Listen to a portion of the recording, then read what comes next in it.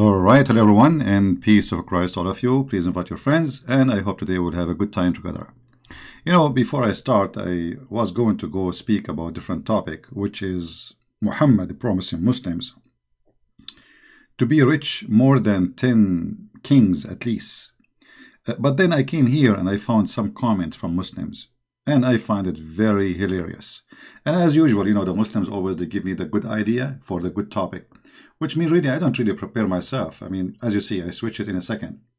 So when I saw those comments from the Muslims speaking about how come Jesus is God, but he do not know the judgment day, I said that's a fair question, and it's a very good quality question actually. But the problem is, Muslims don't practice the same question on themselves. If I ask a Muslim, how Allah is God, but yet he do not know the judgment day, what he will do? You will see right away, he will flee, he will take a nap, he will start doing barbecue, he will start talking to his wife, but he will never give us the answer. We have a millions evidence from Muhammad's mouth that Allah do not know the judgment day. So the question here, as long the judgment day is a key point to prove who is God, who is not, how come you Muslims don't look at what is written in your books, which is proving not only Allah do not know where the baby is coming from, how the baby is made. Your God, how your God will know the judgment day if you do not know what is in the woman's chest, to the point he thinks she have a sperm coming from there. So I find it really hilarious when a Muslim speak about that topic. However, let us talk about Jesus. The Muslim, they quote for you a verse where Jesus says, no one knows the hour but the Father, not even the Son. And we explained to them many times. You see, if you read the same chapter, you will see that Jesus, he know the hour. So what Jesus is talking about then? No one knows the hour. You see, the problem with Muslims, they don't know how to read like their prophet. All the chapter in front of you. And then shall appear the sign of the Son of Man in heaven, and then shall all tribes of earth mourn, and they shall see the Son of the Man coming in the cloud of heaven with the power and the great glory. And yet this person he do not know. Hold on. Where Jesus says, I am God, worship me. Jesus now is coming in the power and the glory over the cloud. But he's a man. He's just a man. And then he shall send his angels. Who shall send his angel? Jesus, he will send his angels. Do you see it? You are a bunch of crazy people. The same chapter saying that Jesus is God. As long you are taking the verse from that chapter, what about you take those verses too? Who is the one who will send his angels? Those are the angels of who? The angels of God. Who? Jesus. Now learn from the parable of the fig tree. The idiots sometimes they say to us, oh, how come Jesus do not know the season of the fig tree? You see, it's a parable. Anything Jesus he do for us, even if a fig tree is real, it's a parable to learn from. When the fig tree did not give fruits, this fig tree will die and will be cut and thrown in the hellfire. And then you will see Jesus keep talking and telling us what will happen in the judgment day. But as the day of Noah were, so shall... You know what? Let me play the whole chapter. And I know that hurt the feeling of the Muslims. They hate to hear the Bible. This is why I will play it. Let the devil go out. Matthew 24. And Jesus went out and departed from the temple. And his disciples came to him for to show him the buildings of the temple. And Jesus said unto them, See ye not all these things? Verily I say unto you, There shall not be left here one stone upon another, that shall not be thrown down. And as he sat upon the Mount of Olives, the disciples came unto him privately, saying, Tell us, when shall these things be? And what shall be the sign of thy coming, and of the end of the world? And Jesus answered and said unto them, Take heed that no man deceive you. For many shall come in my name, saying, I am Christ, and shall deceive many. And ye shall hear of wars, and rumours of wars. See that ye be not troubled, for all these things must come to pass, but the end is not yet. For nation shall rise against nation, and kingdom against kingdom, and there shall be famines, and pestilences, and earthquakes in divers places. All these are the beginning of sorrows. Then shall they deliver you up to be afflicted, and shall kill you, and ye shall be hated of all nations for my name's sake. And then shall many be offended, and shall betray one another, and shall hate one another. And many false prophets shall rise, and shall deceive many. And because iniquity shall abound, the love of many shall wax cold. But he that shall endure unto the end, the same shall be saved. And this gospel of the kingdom shall be preached in all the world for a witness unto all nations. And then shall the end come. When ye therefore shall see the abomination of desolation, spoken of by Daniel the prophet, stand in the holy place, whoso readeth, let him understand. Then let them which be in Judea flee into the mountains. Let him which is on the housetop not come down to take anything out of his house, neither let him which is in the field return back to take his clothes. And woe unto them that are with child, and to them that give suck in those days. But pray ye, that your flight be not in the winter, neither on the Sabbath day. For then shall be great tribulation, such as was not since the beginning of the world to this time, no, nor ever shall be. And except those days should be shortened, there should no flesh be saved. But for the elect's sake, those days shall be shortened. Then if any man shall say unto you, Lo, here is Christ, or there, believe it not. For there shall arise false Christs, and false prophets, and shall show great signs and wonders, insomuch that, if it were possible, they shall deceive the very elect. Behold, I have told you before. Wherefore, if they shall say unto you, Behold, he is in the desert, go not forth. Behold, he is in the secret chambers, believe it not. For as the lightning cometh out of the east, and shineth even unto the west, so shall also the coming of the Son of Man be. For wheresoever the carcass is, there will the eagles be gathered together. Immediately after the tribulation of those days shall the sun be darkened, and the moon shall not give her light, and the stars shall fall from heaven, and the powers of the heavens shall be shaken. And then shall appear the sign of the Son of Man in heaven. And then shall all the tribes of the earth mourn, and they shall see the Son of Man coming in the clouds of heaven with power and great glory. And he shall send his angels with a great sound of a trumpet, and they shall gather together his elect from the four winds, from one end of heaven to the other. Now learn a parable of the fig tree. When his branch is yet tender, and putteth forth leaves, ye know that summer is nigh. So likewise ye, when ye shall see all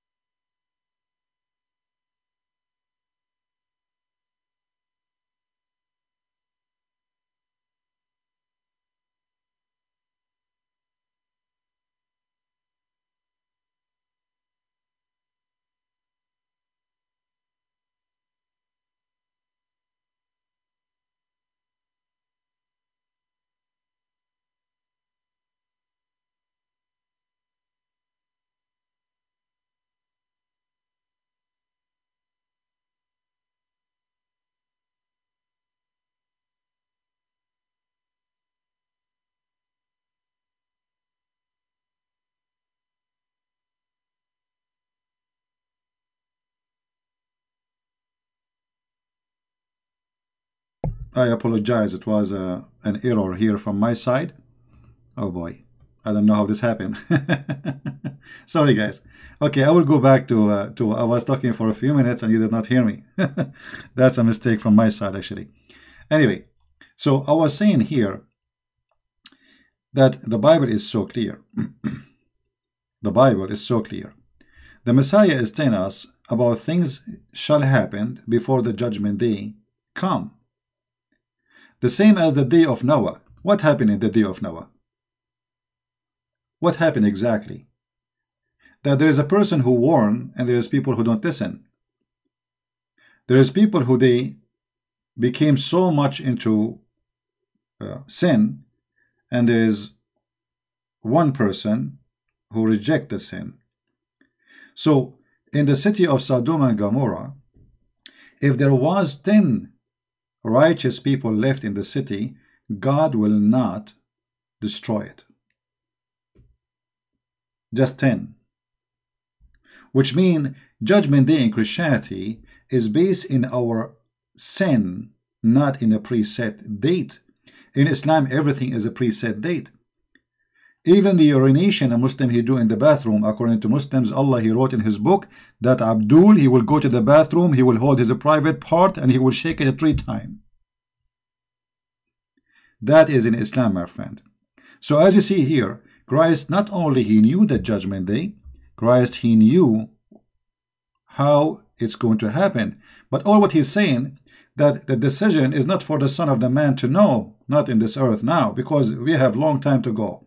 And it's based on your sin. How faster your sin come, then the judgment day will come, and then the Father, he is the one who will make decision. However, you will see here that judgment of mankind is in the hand of Jesus the Christ, not in the hand of anyone. So when Jesus says, no one know the hour save the Father, that is his Father. Remember that. So how come you forgot that he mentioned the Father? And when he say no one know but the Father, he is not saying that he do not know the judgment day.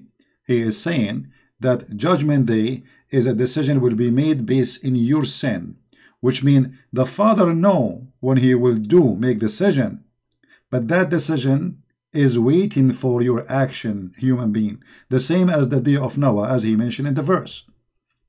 The day of Noah will never happen if people are not committing sin. But as the days of Noah were, so shall also come in the Son of Man. So he is comparing exactly, literally, between what happened with Noah and his people and the coming of Christ.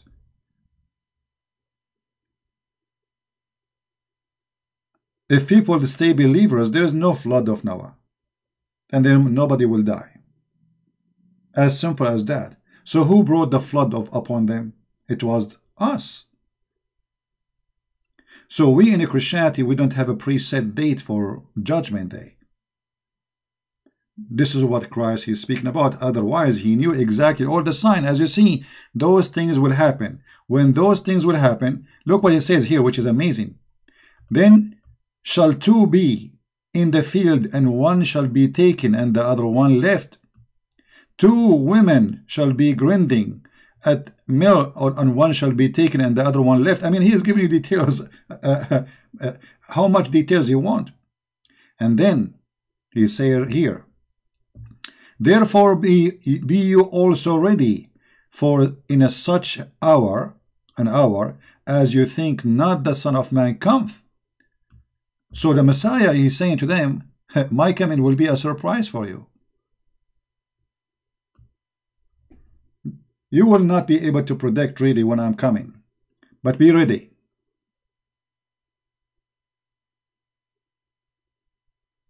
Be ready for my coming. And yet you are saying to me, Jesus, you do not know the judgment day? All of those information he gave you, and yet you do not know? And not only that, Jesus, he is the one who will judge all mankind, as the Bible says. Look what John 16 verse number 30 says.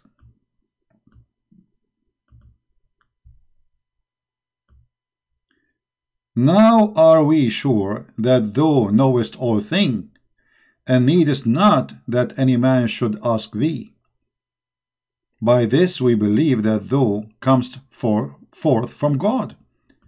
What is proving that Jesus is the Son of God who is coming from God, which means God who is coming in a humble human being flesh. He knows everything. So the Bible is a book, my friend. It's not a verse you quote and misquote as you wish, as you play always. Jesus, he knew all things, and this is all over the Bible.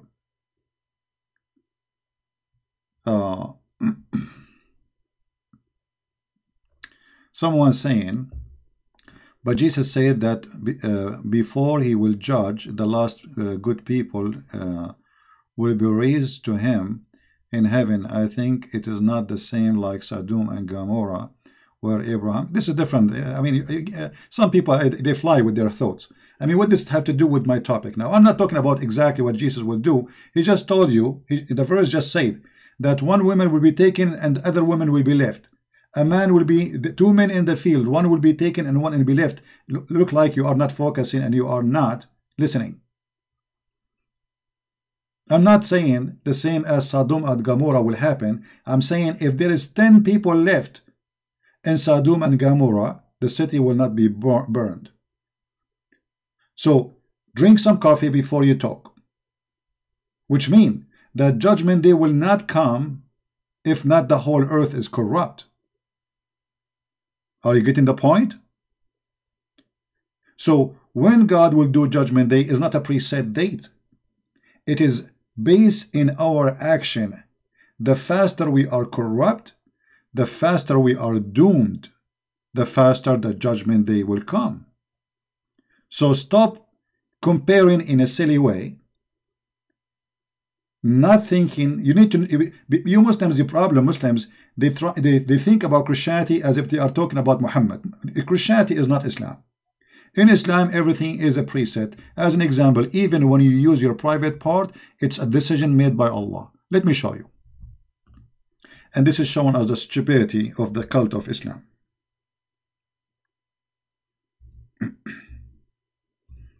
I mean, you don't have a freedom in Islam in anything. So when you say judgment day, I mean, what we are talking about, there's no judgment day in Islam because already you've been judged before you are being created. Stupid religion. Verily Allah has fixed the very portion of adultery which a man will indulge in and which he, if of necessity, must commit. I mean, have you ever heard of a stupid religion like this? What judgment day? You must commit sin. Allah, he wrote for you. So why he will judge you?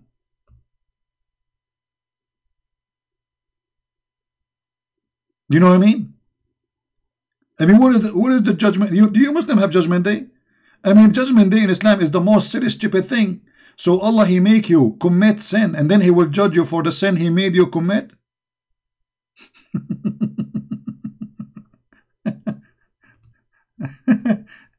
You know what I mean, guys?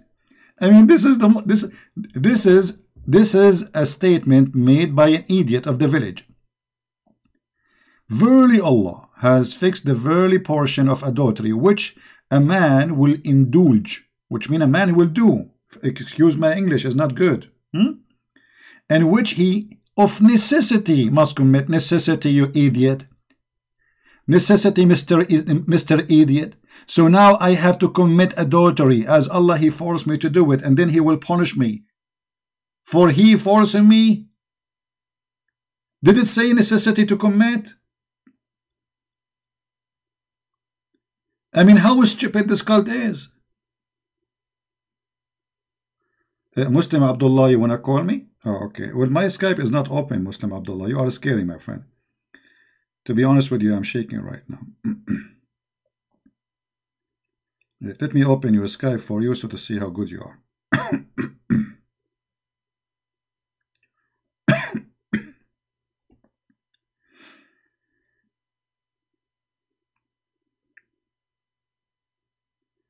We are always scared from Muslims, to be honest with you.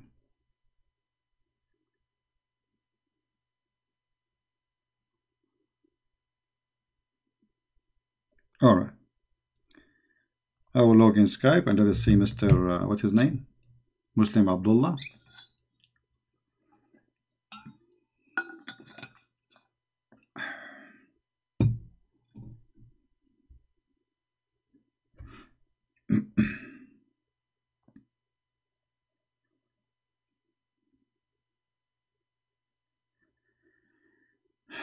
All right, Muslim Abdullah. Let's see how good are you. Call me, my friend. Or text me, I will call you. Just tell me what is your name, to be sure that this is you. Because there's many people look like they try to call. So to be sure which one is you.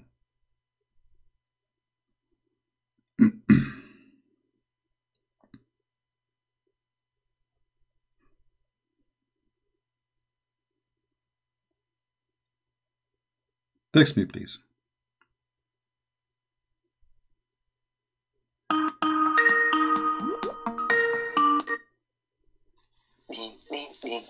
Yes.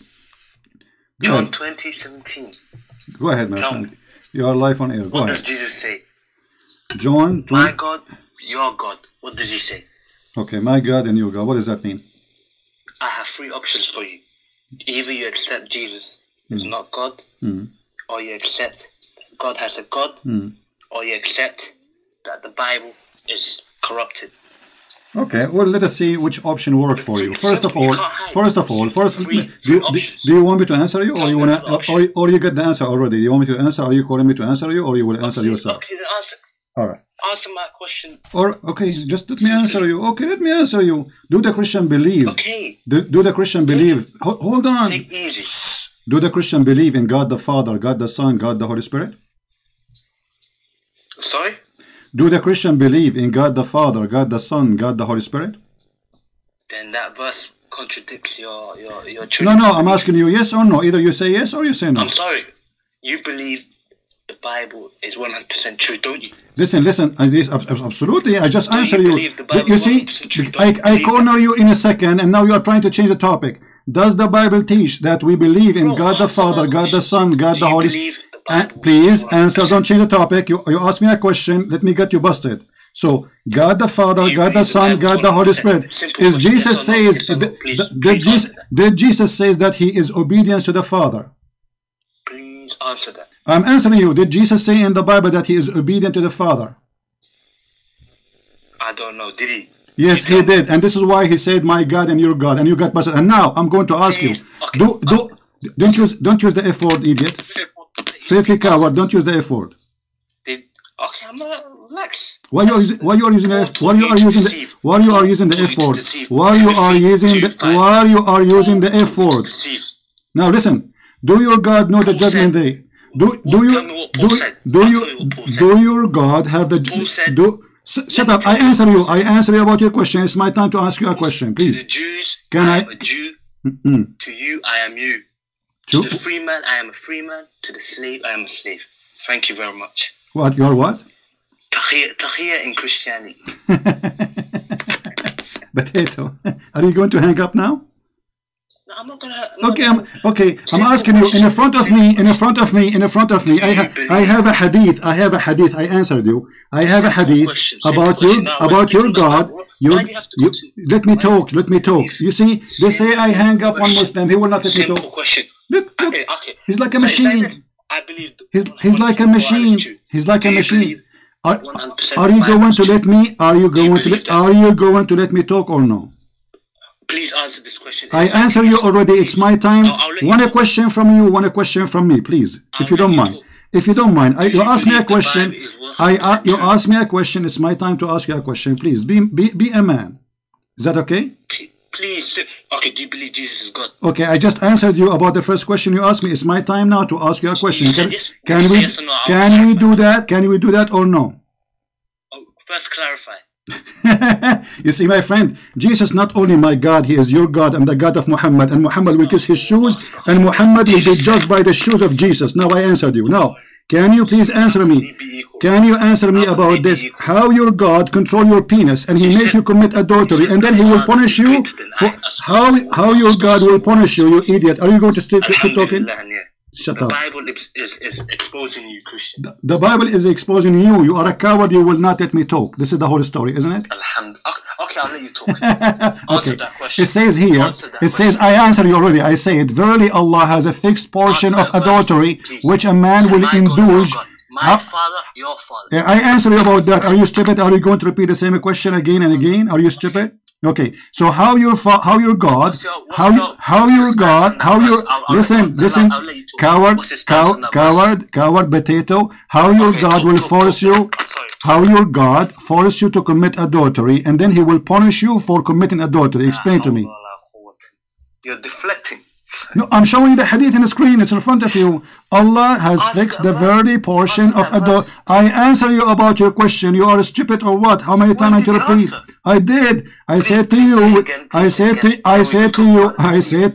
Jesus said that he is obedient to the Father. Jesus said, my God and your God. For Jesus, he teaching us that there's God the Father, God the Son, God the Holy Spirit. Now you have to answer me. What kind of listen? No. Hold on. You can reply. You did reply already. You are a potato. Are you scared for me to reply? No, you will reply. Hold on. I will let you reply as much. I promise you. I will never hang up on you. But one question from you. Me. Otherwise, I will hang up on you. One question from you. Me. Either you say yes, or I will hang up on you. Okay.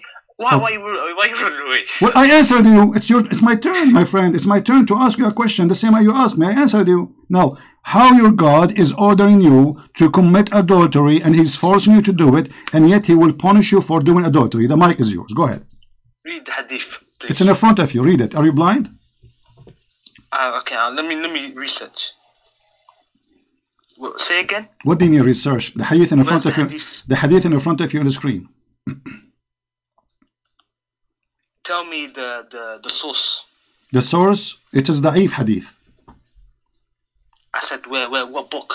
It's a book of da'if. Book of da'if. Huh? The book of da'if. Yes, book of da'if. Hadith number. What does da'if hadith number. This is the name of the book. The da'if hadith. The book of weak. Yes. The book of da'if hadith. Yeah. Da'if weak. Yeah. It's weak. Listen, I'm showing you the hadith in the screen. Please read it and answer me. What do you want from me? It said book of da'if. Yes, the book of da'if. You are getting exposed by the hadith itself. Why you don't answer me? What kind of God he forced you? Read the hadith and then we will see what book it is. Read the hadith first. What does da'if mean? Please, what does da'if mean? Is you, like your God. Your God is da'if. Your God is weak. Your God is a weak God. We know that. Now this is the question. Why don't you tell your ignorant friends? Listen. Why you will not answer? Why you are avoiding the answer? Why you are avoiding the answer? You are in trouble, right? What kind of God? What kind of? Why don't you say that?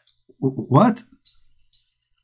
Why don't you tell them that it is a da'if hadith? I just told you. I told you this is da'if hadith. You're telling me right now because I told you to give me the source. Okay, and now are you going to answer or not? It's a da'if hadith. So? What do you want from me? So if it's da'if, it's not accepted? It's weak. So you are saying the one... Most likely it doesn't... It's weak. It's most likely false. It's false. Okay. It's weak. So it's false, guys. Here we go. Okay. Well, this is Sahih hadith. This is Sahih hadith. You idiot. I got you busted. You are a stupid idiot, and I got you busted. This is Sahih. This is Sahih Muslim. This is Sahih Muslim.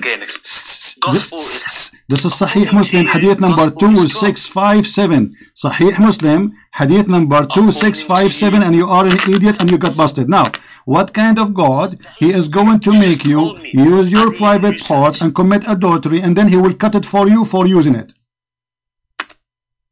Bismillah. Answer.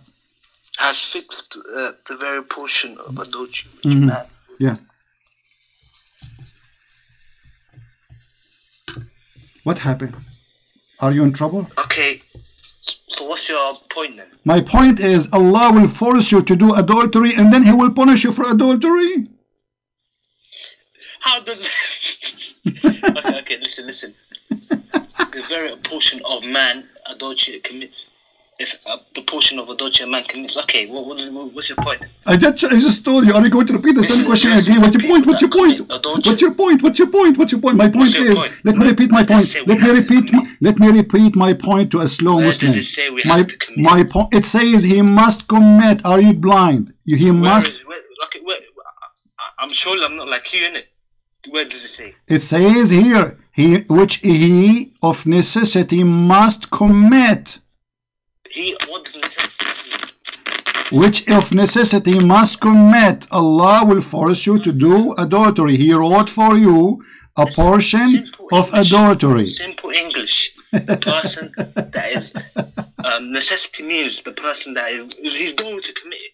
Basically. Yeah, but he will indulge. Who wrote it for him? Who wrote it for him? So dumb, man. Who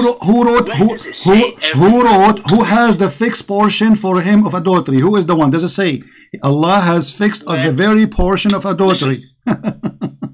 You give me a hadith that is da'if, and I answer you from that da'if week, yeah. But Abdul, potato, this is not da'if. Potato, this is not da'if. Abdul, I was making fun of you. You are stupid. This is sahih.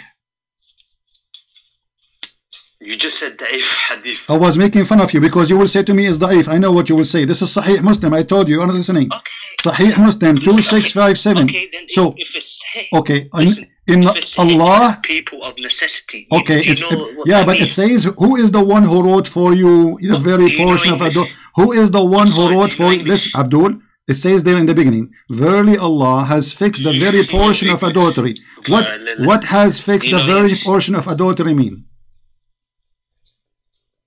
It says people of necessity. Listen. Listen. What Allah? You said. It says Allah. He wrote Allah. It says Allah. Abdul. Every man shall commit. Where does it say? Exactly. It says Allah has fixed the very portion of adultery. Start from and explain. Go ahead. Line by line. Go ahead. The portion of adultery. Yeah. Look. Portion of adultery which man indulges in. Okay. It's basically who is the one who fixed that very portion? Who is the man? Who is the one? Of adultery a man commits. Okay. Who is the? So what's wrong with that? Who is the one who has fixed the portion of adultery? Who? What his name? The one who has the fixed portion of adultery. Is that the man or Allah? Stop. Listen. Tell me. The portion of adultery a man. I'm asking you, who is the one who made the fixing of the very portion? Is it the man or Allah? Who decide the fixed portion? Is it the man or Allah who decide the fixed portion of adultery? Allah decide. Okay, what's wrong? So Allah, He decide for you how much adultery you will do, correct? Where does it say every man, you idiot? Abdul, does it say Allah? It's for everyone. It says it's a man, you idiot. It doesn't say every man. Every man? Okay, so guys, this is not for every man. This is for who? This is not for every man. Okay, this is for who? Okay, hold on. Okay, it says which a man will indulge. Shut up. Just go stupid. Let your mom call me. I don't want to talk to kids. What a stupid potato. I thought you are a man, you are a kid, you want to just shout and make me lose my voice. We got you busted. Coward like your prophet. Any donkey in the world can read English, he understands clearly. Allah has fixed the very portion of adultery, which a man will indulge. Any man. This is not for a specific man, so don't play games. You are a coward like your prophet. So what judgment day? So Allah will make you do adultery and then He will punish you in the judgment day for adultery? What a stupid God. And just to show you how stupid you are, the second I say da'if, you get lucky. It's da'if. This is da'if. Da'if. It is not da'if, you donkey. I was trapping you because you Muslims are not honest. I say to you sahih, you say da'if. I say da'if, you say sahih. It doesn't matter what I say, you will say the opposite. We know the game. And not only that, according to your stupid prophet, that a Muslim, he might go to hell or heaven, not based in his deeds. It is based in what Allah He wrote for him. Let us read together.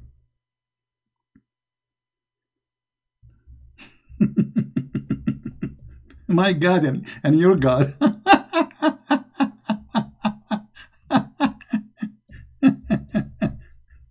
And supposedly he knew Arabic. You know, Da'if is Da'if, supposedly Da'if, he speaks Arabic, supposedly. What an idiot. Look what your prophet's saying, my friend. You Muslims will go to hell no matter what you do, or heaven. It is written for you. How stupid this cult is. And by Allah, a person among you, or a man. Oh, he said a person, huh? He said a man. Which man? If I'm speaking to this guy now, he would say, which man, which man? Any man? Man? Man? It says a man, man. Not every man, a man. May do the deeds of people of the fire, that there is only one cubit or an arm breadth distance between him and the fire. If. The person is doing the deed of hellfire, and almost there is 1 meter between him and the gate of hellfire. And what will happen then? But then that is written, which Allah ordered the angels to write. Please proceed. And he does the deed of people of paradise, and he enter paradise. I mean, what a crazy cult. So look at this donkey, who they call him God. He will force you to do deeds, which either bad or good. And the deed he forces you to do will take you either to hell or to heaven. And the man may do the deeds of people of paradise, that there's only a cubit or 2 between him and paradise. And then that writing proceed, and he does the deeds of people of fire, and he enter it. What a stupid cult.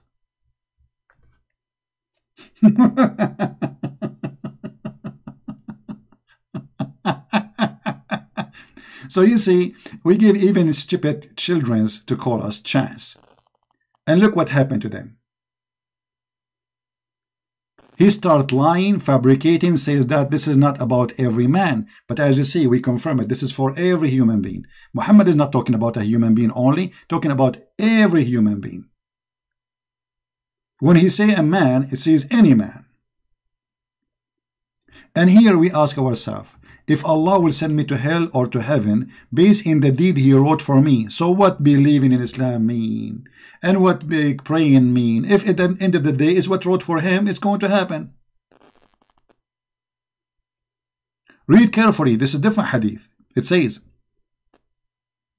by him beside whom there is no God, that one amongst you, the guy now he's calling me, who says, see, one amongst you, not all of us. You act like the people of deserving paradise. Enter between him and paradise, there is a remain of a distance of a cubit. When suddenly the writing of destiny overcome him, and they began to act like the distance of hell, and thus enter hell. Do you see it? Stupid cult. Stupid cult. What judgment day? There is no judgment in the Islam. I mean, the idea of judgment day in Islam is stupid, because already the judgment is done. Correct, guys? Isn't this is what this hadith is saying? Why you need judgment day? It's written. It's already written in the book of Allah, the deed which is forcing you to do, which will make you go to heaven or to hell. So the idea of judgment day in Islam is a stupid idea. This is number one. Number two, the belief in Islam is a stupid belief. Because as you see, here we go. Let us say another one, act the way of distance of hell. Let us say this is a Christian prince. He's a bad person. Until there is remain between him and hell distance of a cubit, that the writing of destiny overcome him, and then he began to act like people of paradise and enter paradise.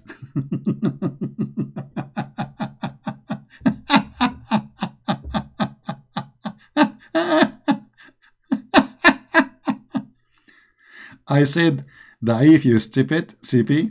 Yeah, I said Da'if because he will say to me, if I will say to him the hadith Da'if. This is just to show people how Muslims they play game. The second you say to them Da'if, they think they find like, okay, Da'if, we love it, we don't like it. It's rejected. Da'if. First of all, the word Da'if does not mean rejected, you're a liar. Da'if, it means it has a rank and it's accepted. This is why they call it da'if. Da'if, go and watch the video of Imam Hamza, Sheikh Hamza. He says to you, those who say that they come with the da'if, the da'if argument, they have weak hadith, they come with weak argument. For weak hadith, it pass. It did not flunk. Go watch your sheikhs making fun of your stupidity. So the second I say to you, this is da'if, you'll love it.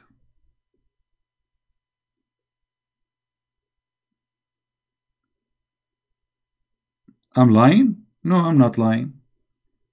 No. I'm just exposing your lies.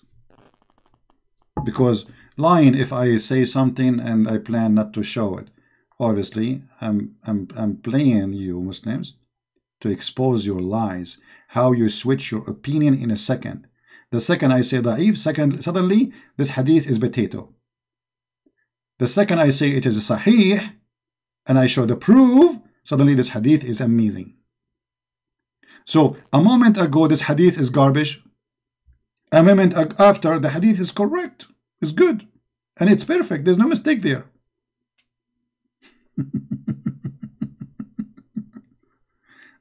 Oh boy. And look at this, look at their strategy. If they call you, they will not let you talk. How Jesus says, my God and your God. I got you. You idiot.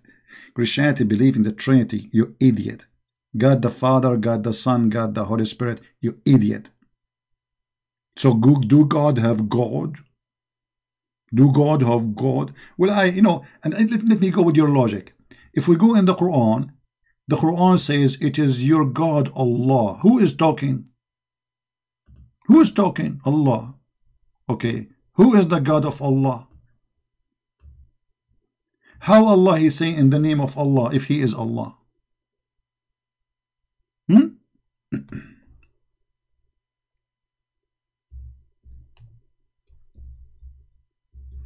Let us see some jokes in the Quran.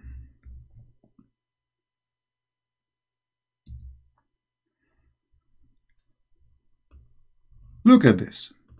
Allah says, I'm using the Indonesian translation. Let us switch to English. It is He, Allah. Look, it is He. It is He who. He who. Ha, he, ha. It is He. Allah saying, it is He who has created for you all things. It is He who. Who's talking?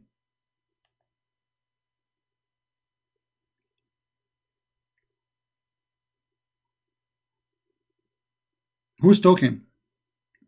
Who is this person who is saying it is He?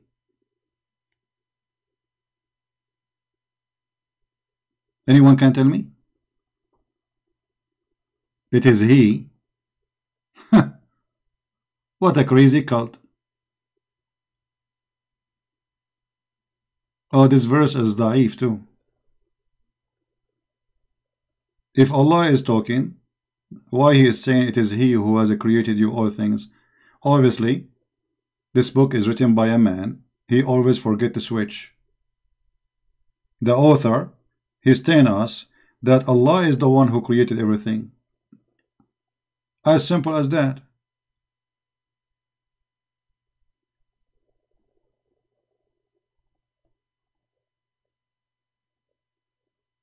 Do we have any Muslim? He's a little bit decent. He would like to call me and he will not screen or he will let me talk. Anyone? Any Muslim have little decency to let me at least talk? I mean, it's my program. Yet they will not let me talk.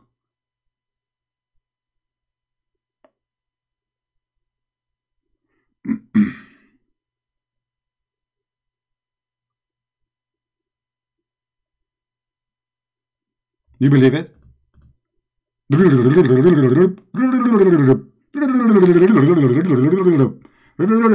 know, the reason they will not let me talk because they are scared.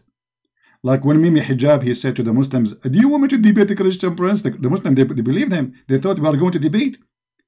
The second we called him, you know, Christian Prince, play this video, mute him, shut him up. They will not let me talk. Cowards, potatoes. Where is the debate?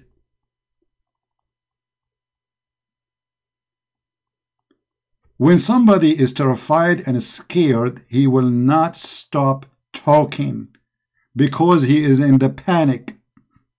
He's talking to Christian Prince. If I let him talk, he will make me shish kebab. I will not let that happen. I will keep talking. Oh my God, in your God. Hey, reach for me, John Jabdin. And you guys here, Abdul, let me talk. And only Allah knows what he's saying. And then I have to shout and scream and tell him, please, can I talk? I challenge you. Why you don't answer me? Abdul, let me answer you. Okay, I will answer you.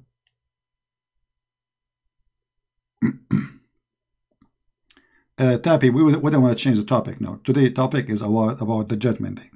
Let us go back to the Judgment Day. If you are a Muslim who speak nicely, you can talk as much as you want. Yesterday we have a Muslim lady, the day before, she spoke for me like 2 hours.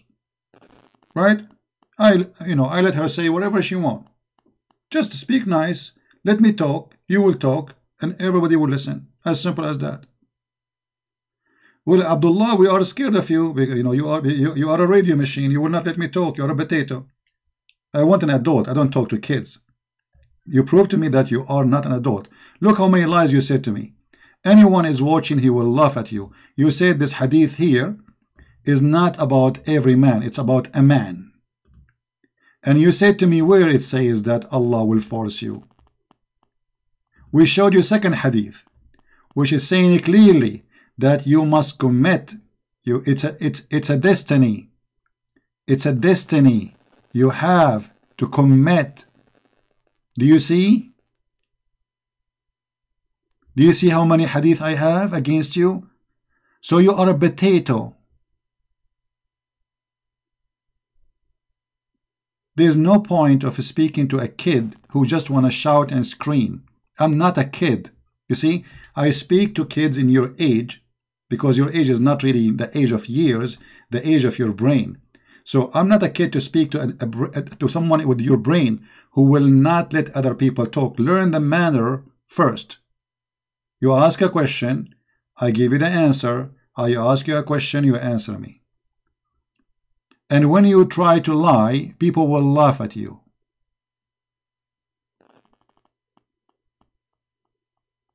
As you see, that the sin which Allah He wrote for you, it suppresses. It suppresses. Do you know English? Do you know English, my brother? Suppresses. This is what Allah wrote for you, your destiny. It's not a choice. And then that has been written by the angel, surpasses. And so he starts doing the deeds. Do you see it? So the surpasses will happen, which is what? The order of Allah. So the adultery you do is made by Allah. Let me show you what happened to Adam, just to show you how fool you are. How Adam he commits sin? No, Adam did not commit sin according to Islam. Allah forced him to commit sin. Let me show you. And this is why we laugh at such a cult. Read carefully. If you have little brain, use it. If you don't have a brain, then don't use it. Otherwise it might hurt you. Adam and Musa, they have a debate according to the funny Muhammad. He said, the Prophet said Adam and Musa argued with each other. Musa says to Adam, "Oh Adam, you are our father who disappointed us and turned us out of paradise." Here we go. Musa is a Christian, believe in the teaching of Christ, original sin. And this is a proof that Muhammad is a fraud, because the Muslim, they claim that Musa was a Muslim. But yet now Musa's in heaven debating with Adam in heaven, and Musa's the prophet of Allah, he don't understand that original sin is wrong in Islam. Have you ever heard of a stupid story like the story of Muhammad? Are you listening, guys? The story here proved to us that the Muslim argument that Musa was a Muslim is a big bust to Muhammad. We got him busted and we kick him in his bum. Musa's here believe in the original sin. Obviously Musa cannot be a Muslim, because whoever believe in the original sin, he is obviously Christian, or taking his teaching from Christianity. So how Musa's is a Muslim? Musa's is a Muslim. You're right. And then Adam said to Musa's, Musa's sin, believe in the original sin. He said to him, "Oh Musa's Habibi, Allah favored you with his talk, Habibi, and he wrote the Torah for you, Habibi, with his hand, Habibi. Do you blame me for an action which Allah had written in my fate 40 years before my creation, Habibi?" I mean, have you ever heard of a stupid story like this, Habibi? So Adam, he been forced to commit sin, and his sin was a destiny, was a fate for him 40 years before his creation, Habibi.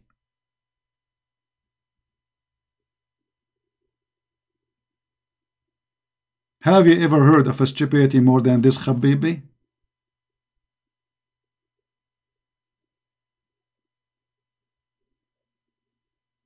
So when this liar, he deny, he say, "No, we don't believe in that, we get you busted. You are the same as Mimi Hijab, who said to David Wood, he says, Allah has part. Who said so? Who said so? Allah said so. Muhammad said so." So we have no time for stupid talk, my friend.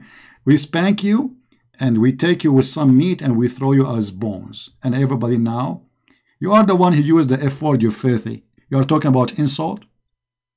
Guys, did he say the F word to me? A person calling to debate and to defend Allah, he used the F word. Well, obviously you are speaking about the F religion. Because if you are not from the effing God, you will not use the F word in your debate. And you are talking about insult? After less than 60 seconds from you calling me, you use the F word. Not even 60 seconds. This is how much it hurt.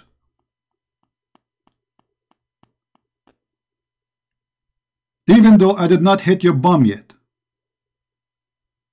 And you are talking about dignity. You said the F word is recorded, and I said to you, why you are saying the F word? Everybody hear it.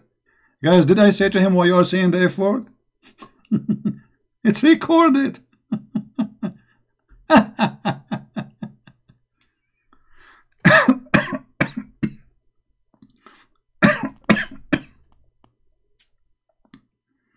Provide evidence, you idiot. It's recorded. It's in the video here.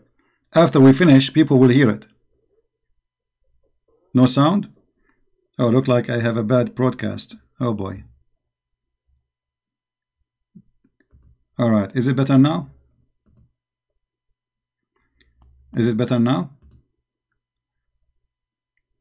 Yeah, sometimes we have a slow connection. Sometimes, not always. Is it coming? Are we good?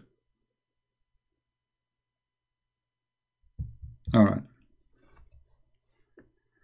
And anyway, you know, for me, I just get you busted, and we prove you that you are a liar. You said that the hadith does not say that every Muslim man, he shall commit sin, and this his sin is written by Allah. And as you see in front of us, we are showing reference after reference, proving that you are nothing but a liar. And there's no point even to speak to a liar. Go and celebrate your lies with the devil. The hadith is in front of us is clear from any games. Your prophet get you busted, not me. So when you try to defend by lying, people are laughing at you. If we read the hadith again,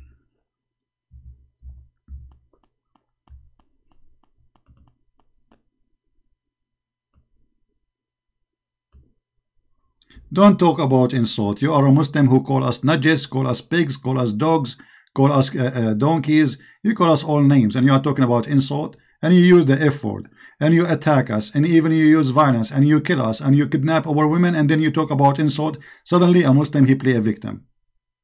After we spank him, he play a victim. Anytime you lose your voice, just refresh YouTube, refresh your page.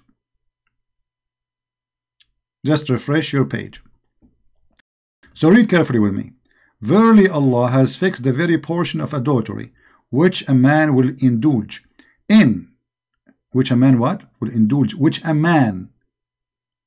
Which man? Any man. Mankind. Any man.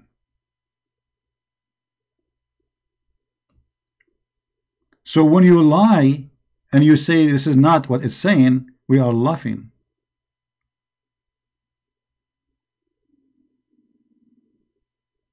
And there is no point of me to talk to you.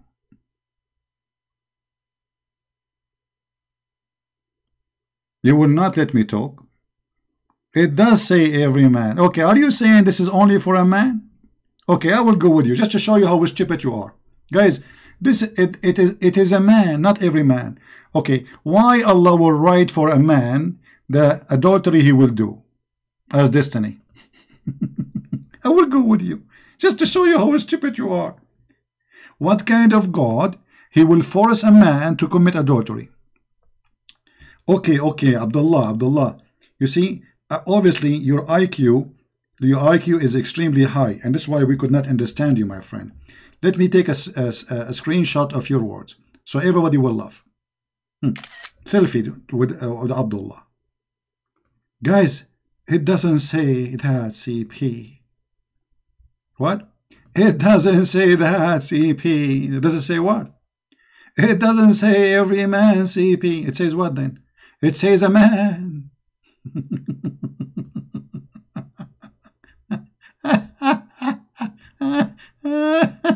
What a comedy.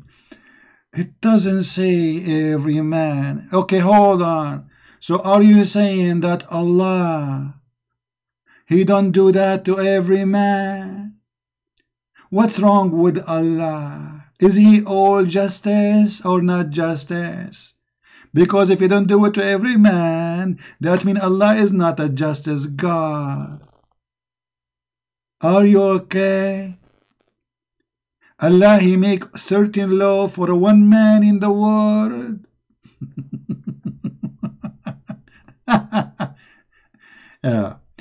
Abdul, when your prophet, he said, just to show you first how stupid you are, in Arabic it doesn't even say a man. It says, Inna Allah kataba ala ibni Adam. Allah, he wrote for the sons of Adam, you donkey. Do you see how we get you busted?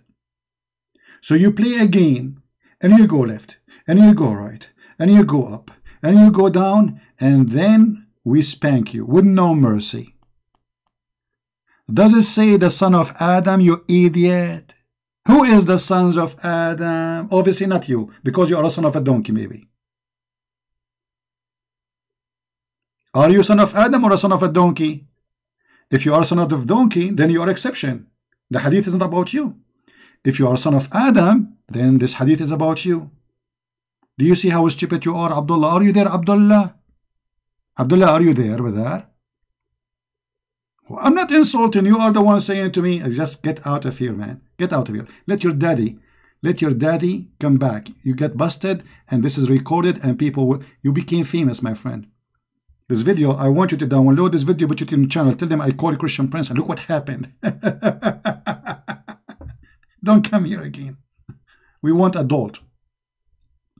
So look how they lie and they try to manipulate the story, to cover the story and to cover the shame of their God. The God saying that in Muhammad, that the son of Adam will commit sin, not just a man. This is translation saying a man. In Arabic it says, you know what, let me do this, just to show this idiot that we don't lie like him and like his prophet. We don't, we are Christians. Here we go. This is, I will do this in the front of your eyes, guys. I will click translate to English, and we will have two translation, which mean the translation which is in the left here, translated by Muslims, and the translation which is in the Arabic text, which is going to be translated by Google. Is that fair? Let us see what it says. Read with me. Read with me. Do you see the word said? What language is that? I don't know for what language translating. I think it translating to Indonesian. Hold on. What is that? I want to translate to. What happened here? How we can switch the translation? Oh boy. How we can change the translation? Translate? No. Okay. Hold on. Let us see how we can switch to English. I mean, what is that? I think Google is convinced now that I am an Indonesian, maybe, or I. Hold on. Here, maybe. Okay. Translation option. Okay. Original. Translate option. Change language. All right. Unknown page. Translate language from Arabic to English. Okay, let's see here now. Maybe now it's going to work. Hold on.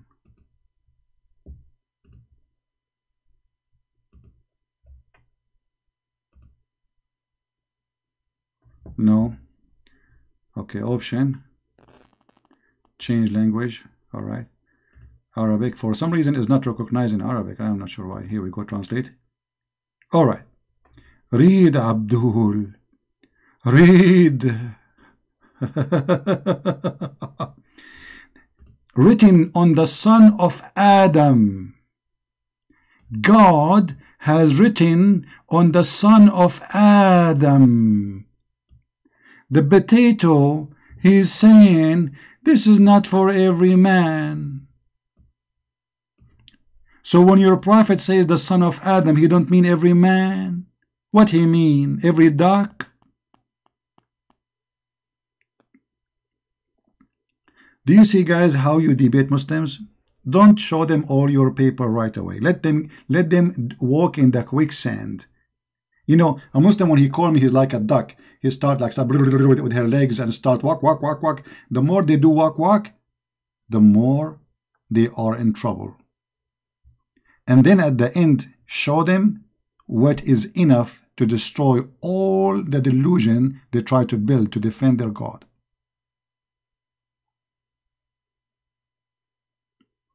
So it says the son of Adam, and here right away we notice that Islam cannot be from God, because what kind of God? He will punish me for sin he forced me to do. I mean, what is that? How this can be from God?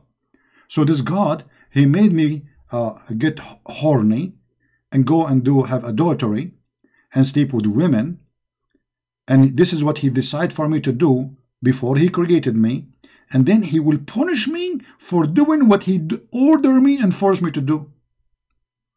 Have you ever heard of a stupid religion more than this?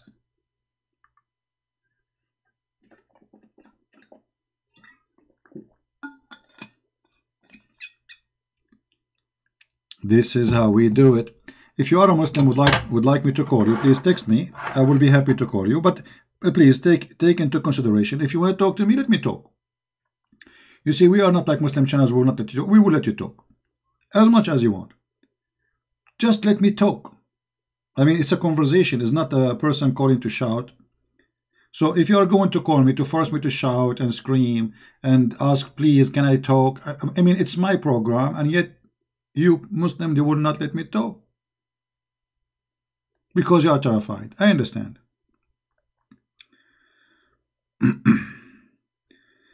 Let us see if we have any Muslim would like to call us.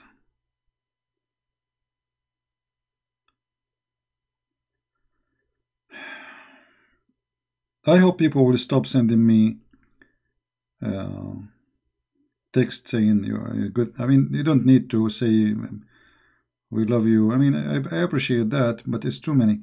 The Prophet had several children from his first marriage to Khadija, and even he had son named Ibrahim. This is Islam Wahid, the one who called me 2 days ago using voice changer. I think it was a male using a female voice changer. This is how brave they are. And infant in 10 years.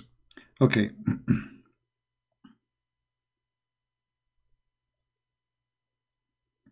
Islam Wahid, the one who called me 2 days ago, saying that the Prophet, he have kids from Khadija.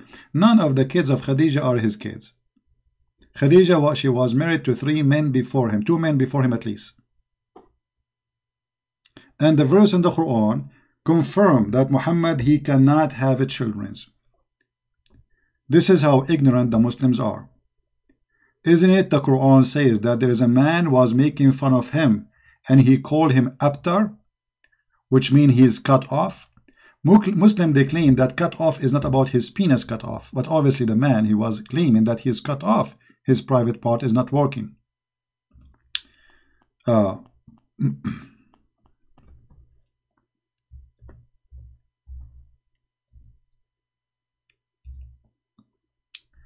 Chapter 108, a verse from the Quran, is speaking about something very silly, very stupid. It cannot be from God. It is from Muhammad, who been insulted by a man who was making fun of him because his private part is not working. And look at this verse. I mean, have you ever heard of a chapter is 3 verses? That's it? Can't you make it longer, bigger, taller, shorter? What is this? 3 verses? Quran 3 verses? What happened? Allah is out of words? Then we gone to the fount. What fount? Fount of water. What is that? What kind of water? Al-Kawthar. What Kawthar? It's a river. What river for what? I mean, look at the connection between the verses. They're stupid. Therefore, to the Lord, turn into prayer and sacrifice. Why? Muhammad needs to sacrifice for what? What is this? What the relationship with giving you a river and then pray to Allah and sacrifice, and then the one who say that you are cut off, he is the one is cut off. Anybody understand anything? So look what we have in the verse. We have a river, we have a sacrifice, and we have a cut off. What is the relation between of them? How this can be from God? A man, he accused him that he is cut off, his penis is not functioning. Allah, he is making a chapter to say to the man, no, Muhammad, his private part is working fine. And giving Muhammad a river because he was insulted? What he would do with this river? Is that Pepsi? Is that a sperm?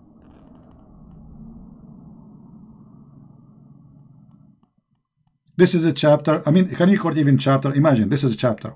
Chapter 108, 3 verses.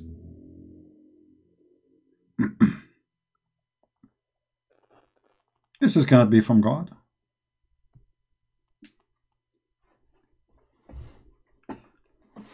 And then the Quran says that Muhammad was not the father of any of your children or your men.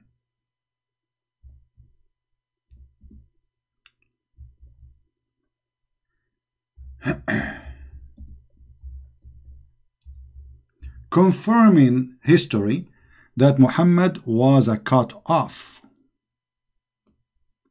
Unless you want to say the Quran is weak, which is, I agree, it is weak.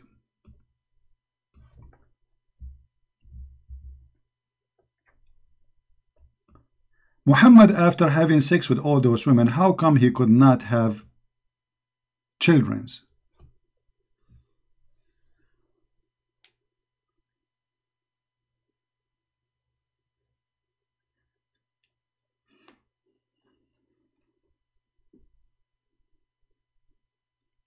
Remember, Muhammad, he claimed that he invoked Allah and he sent him a dish of shish kebab. He ate it, he got the power of 40 men in boom boom. Which is a hilarious story, because that's God. He cannot make Muhammad's private part function correctly unless he go to the kitchen and he use some recipe, get herbs, Viagra, mix it with the hot pepper, you know, ginger, you know, bring in some a spice from India. I don't know what he did in the kitchen, but it made Muhammad supposedly get the power of 40 men. Now, I don't know, like this guy, he took us away from our topic. So you see, we were talking about if Jesus knew the judgment day or not. We proved that this is absolutely false statement from the Muslims. But look, the Quran proved to us in every single verse in the Quran that Allah cannot be God and he do not know the judgment day. Let us go to one verse in the Quran which is enough to prove to us the whole story. All of you heard the Muslims claiming that Muhammad, Allah, he split the moon for him. But nowhere in the Quran it says that, by the way. It's a very stupid verse. You see, when you read in the Bible that Jesus, he made a miracle, you will see the story, who was there, the incident, the crowd, the people, the names. Here, there's nothing. Chapter 54, verse number 1. The judgment day is nigh, and the moon cleft asunder. What is that? If Allah is the one who split the moon, why he is not saying, I split the moon and the judgment day is near? Allah here instead is reporting an eclipse, claiming that this is judgment day. How that can be?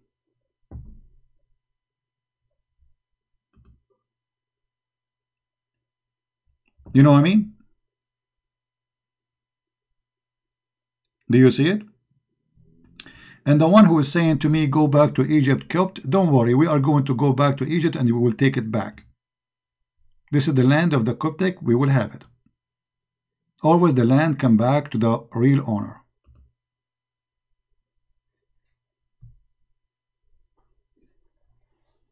And actually, even your prophet, he said that the Christians will control the land, unless he's a false prophet.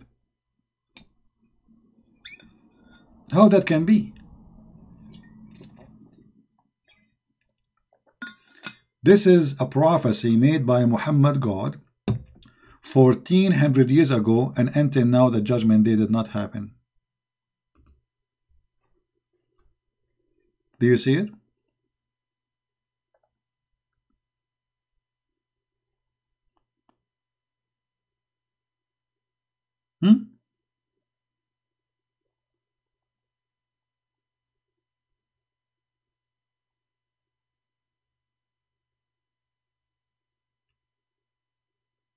Any Muslim have an answer for this? How the eclipse became the judgment day sign?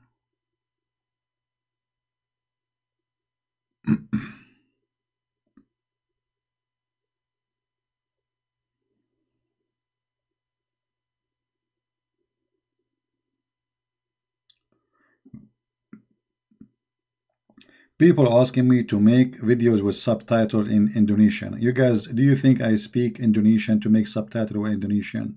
How I would do that? This is your duty, not my duty. Download my video and add some Indonesian subtitle.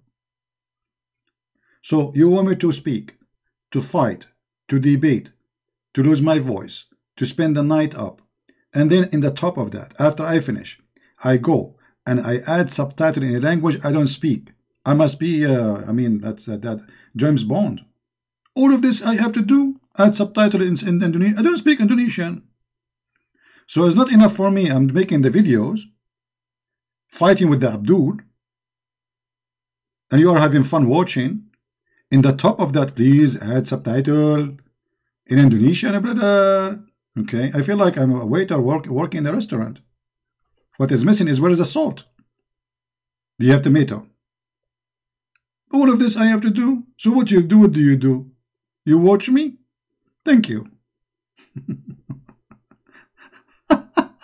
I don't know what to do. I mean, you cannot make people happy. It doesn't matter what you do, even if you cut yourself pieces. Hold on, let me put. By the way, the Muslims always destroy me. Guys, I am #1 person who order glue from Amazon. The Muslim, they think I'm ordering glue to glue myself. No, to glue Muhammad, because each time we go online, we break in pieces. And if we break in pieces like this, how are we going to break in pieces again tomorrow? So we have to glue him, put him together. No, my friend, don't add subtitle for me. none of the work you are doing is for me. You are doing it for the Lord.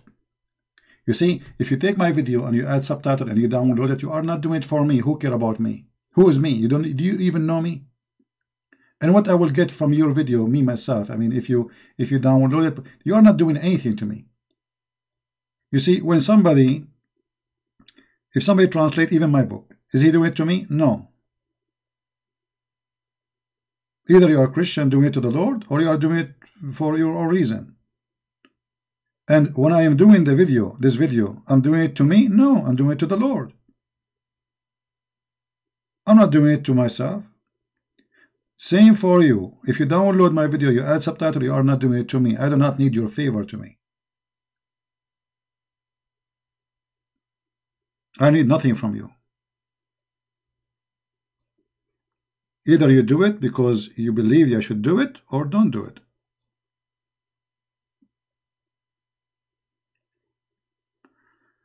All right.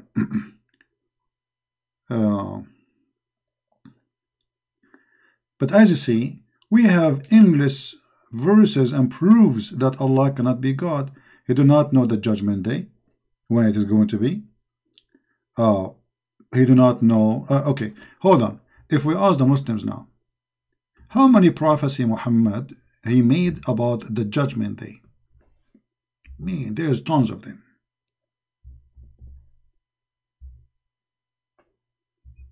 Each one of them is hilarious. Is what? Hilarious. Let me show you one of them. One of the signs of the judgment day.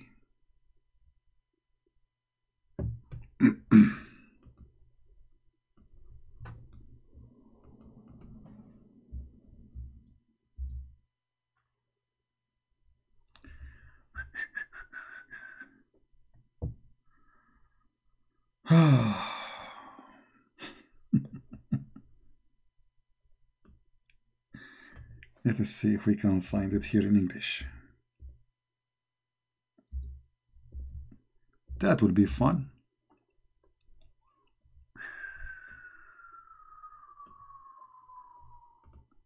Let me show you this one. Oh, hold on. They will say to you, this is da'if chain, brother.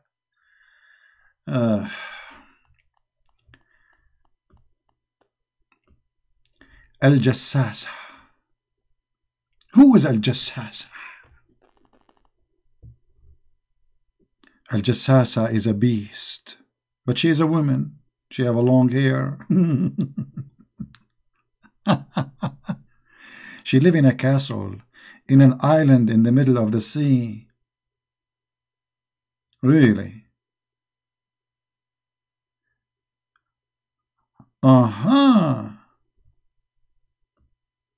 The Messenger of Allah said one day from the pulpit, when some people were sitting in the sea, like Jack Sparrow. Are you there, Jack Sparrow? Their food was finished. They are out of sandwiches. An island appeared to them. They went out seeking the bread. They were met by the Jassasa. Between two brackets, the Antichrist spy. If. I said to Abu Salama, what is a Jassasa? He replied, a woman with trailing the hair of her skin and of her head, she said, in this castle. He then narrated the rest of number 1, blah blah blah, tradition, hadith, etc. So what is a Jassasa? And look how Muhammad is confused. Once he say a Jassasa is going to send by Allah and is going to have the staff of Moses and is going to have the ring of Sulaiman and is going to make the Muslim white and the infidel black, and here he is saying she is an Antichrist spy and she is a woman, she have a long hair. Look at this hadith here. And this hadith is sahih.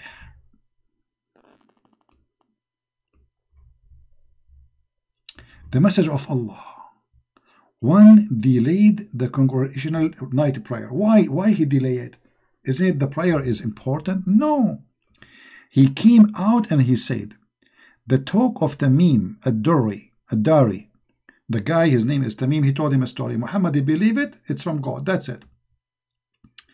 And then he said, speaking about an island in the sea, all of a sudden he found a woman who was trading her hair. He asked, who are you? She said, I am the Jassasa. Go to that castle. So I came and I found a man who was trading his hair, chained in iron collar, and leaping between the heaven and earth. This is in the castle of Dracula. I asked, who are you? He replied, I am the Dajjal, the Antichrist.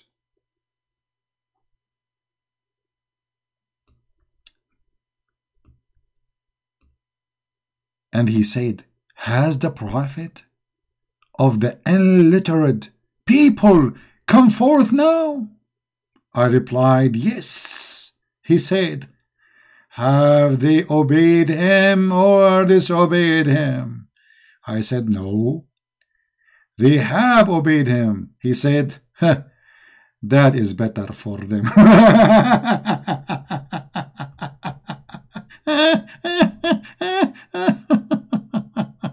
Unbelievable.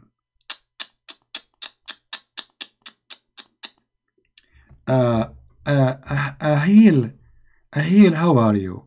Ibn Farouk, are you a person who was born again cult invented in the 950? Farouk, you are an idiot, a donkey, because the Bible says, which is written 2,000 years ago, about be born again, you idiot. So what 1950? Don't you know that the Bible speak about being born again Christian, you idiot? And this is a book written 2,000 years ago, potato. You are a follower of a cult. Focus with me with the Jassasa now. Here we go. The Antichrist is in jail in the castle of Dracula. And you're a prophet saying that this is a true story.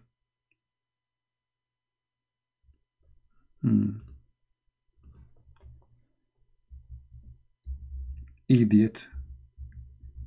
You do not know your religion and suddenly you want to tell us about what is the born again. Do you know even what born again means? Let us show you the born again verse to show you that you are a certified idiot. Literally, not metaphorically.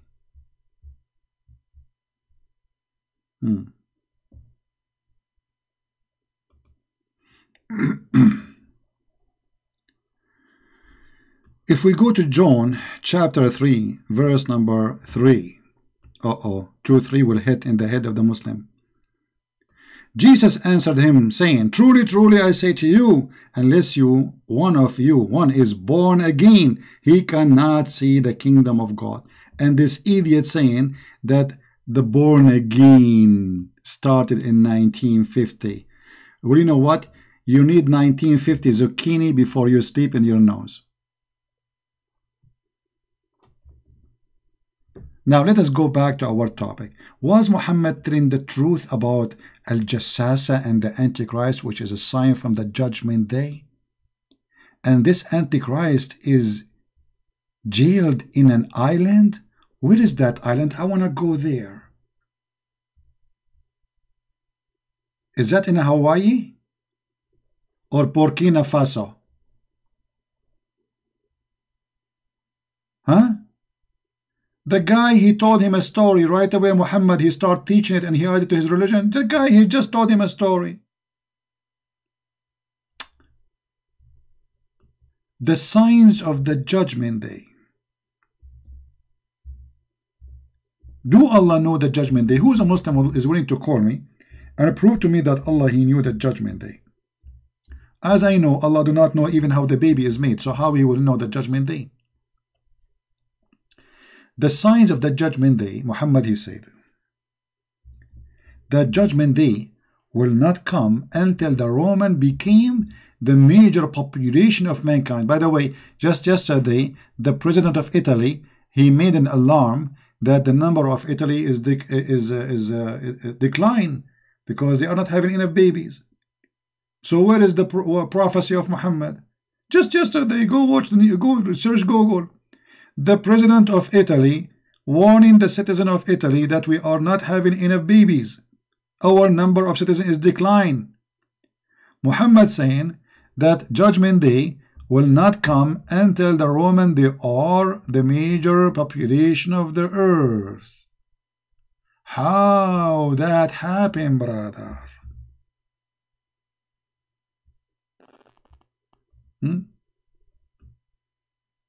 Was Muhammad drunk? Is the Roman the majority of mankind, brother?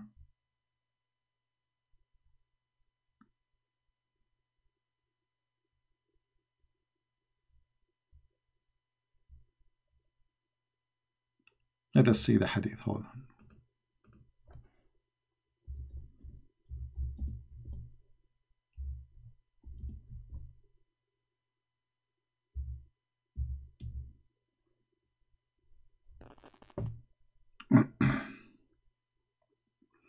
A clear evidence that Muhammad is a fraud.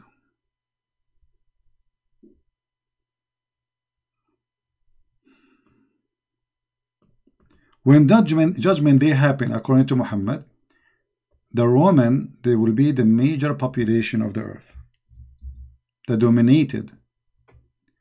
I heard Allah Messenger. Hold on, they will say this is da'if. No, this is not. Sahih Muslim, hadith number 2898. B. I heard Allah Messenger saying, the last hour would come when the Roman would form the majority amongst the people. I mean, how the Prophet, he knew this, man. Look at the Roman. Look at the Roman. They are the #1 population in the world. For sure Muhammad knew about the judgment day. His God told him that. Allah, he knew. Huh?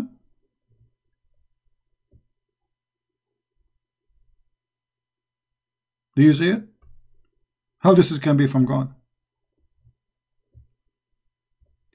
Farouk, you are like a person who have a diarrhea. You keep repeating the same thing. Get lost, out of here. You know, you keep talking about the 150 cult, 150 cult. You are the follower of a cult. Get out of here. This is the only thing you have to say?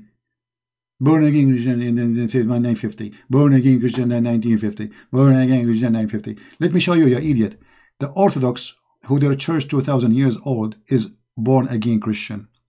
The Catholic, who their church is 2,000 years old, is born again Christian. The Protestant, because this is the Bible, you idiot. Christ saying that you will not enter the kingdom of my Father. This is in the time of a Christ, not 1950. You idiot, stop. Don't get married, okay? Your wife, she will commit suicide. In the best scenario, she will get bald, because she will keep ripping off her hair each time you talk about having such a donkey husband.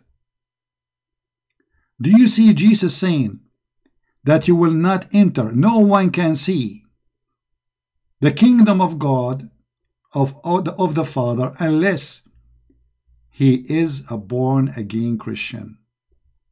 It's 1950, 1950. It's 1950, brother, 1950. Brother and sister, the cult of Christians created 1950, and born again Christian.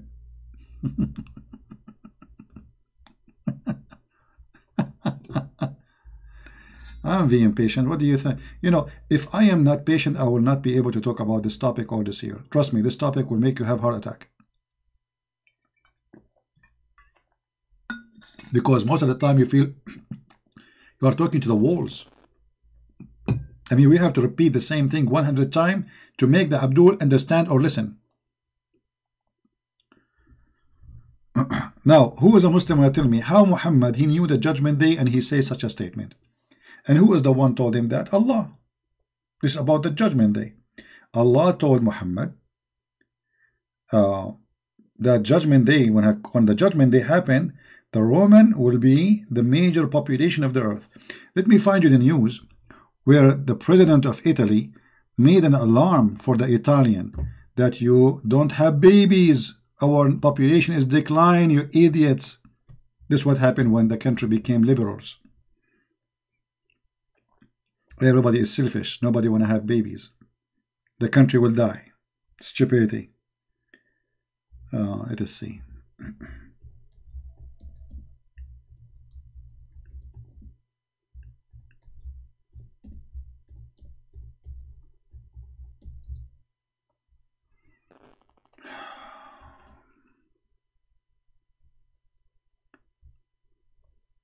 Here we go.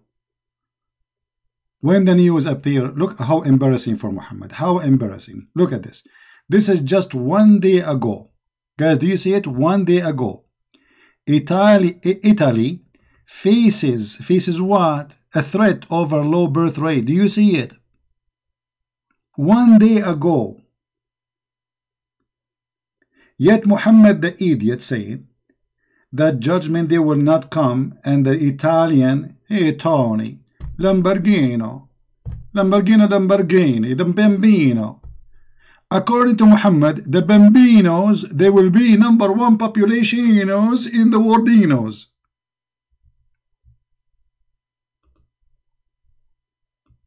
Do you believe he knows?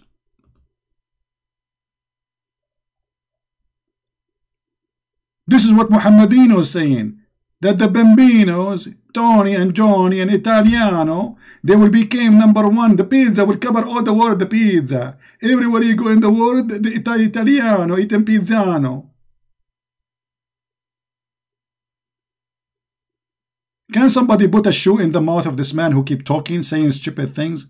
This is the sign of the judge, and the last hour would come when? Not only a sign of the judgment day, no. The judgment day will happen when the Roman, the Italiano, Bambino, Itam Pizzino, they are the majority of population. I mean, somebody put like a 10,000 cup of cappuccino in the mouth of Muhammadino so he can wake up a Nino. Because obviously he's speaking stupiditino. And you are asking me about Jesus knew the judgment day, and look at your Nino.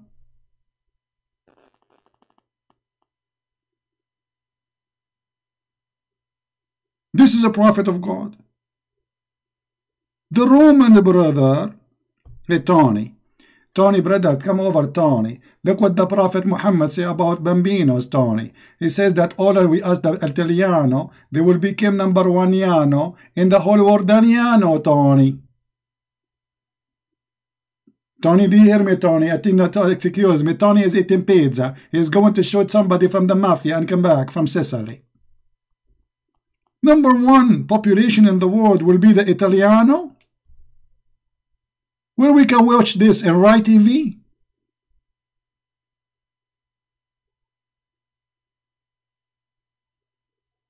And you are coming to us to say Jesus do not know the judgment day.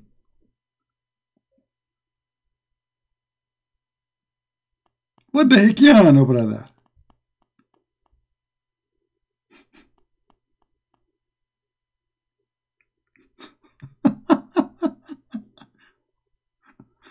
Oh boy. My Italian is very good. You should see my French, man.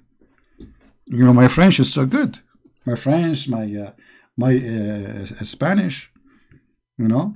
I know a lot of, I mean, I speak very good Spanish, like basura, amigo. What is this?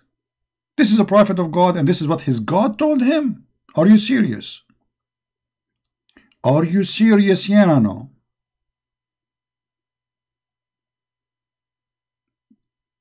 You know what the Muslims are? Like when Jesus said, before you look at the little thing in the eye of your brother, what about you see the big piece of wood in your eye? This is the Muslim. You want me to speak Spanish? Let me tell you this story about Spanish. Once I have a guy, he's a Mexican. he come and he throw garbage in front. He put it in the front, like in my trash can, you know. So I told him, he don't speak English. So I told him, listen, you cannot throw your garbage here. Throw it in the front of your house. The guy, he's saying, Basura, Basura. I said, okay, listen to me, Mr. Basura. I thought this is his name. I said, nice to meet you. You cannot throw garbage here. He said, Basura, Basura. I said, okay, I got your name. Your name is Basura. We got that. So now, can you please stop putting your garbage here? Throw it in the front of your house. And then he keeps saying to me, Basura, Basura. Then a guy was walking by. I said, can you translate for us, please? He said, Basura means garbage. I said, uh-oh. Okay. I thought this is his name. This is how good my Spanish is. Oh boy. Oh, let me tell you this story just for a break. Forget about Muhammad's stupidity and l'Italiano. Once I was in a restaurant. You know, it's like an open buffet. A guy, he was with his wife in the front of me, and they got the dish of food, really very delicious. So he was pointing his finger about the dish, and he said Bonita. So me, I thought this is the name of the dish, you know, Bonita. Okay, that's easy. Second day, I went to a restaurant, but it's not open buffet. The waitress, she came. I said to her, Bonita, I want to eat Bonita, you know. So she laughed and she went, and then she walked by and she looked at me, and then I say again, Bonita, you know. And then like she laughed, she go to talking to the girls. I would say, what's wrong with those people? Why you are talking and looking at me? And then she came back and she have a paper, have her phone number in it. So what's wrong with this restaurant? I asked for food. They give me a phone number?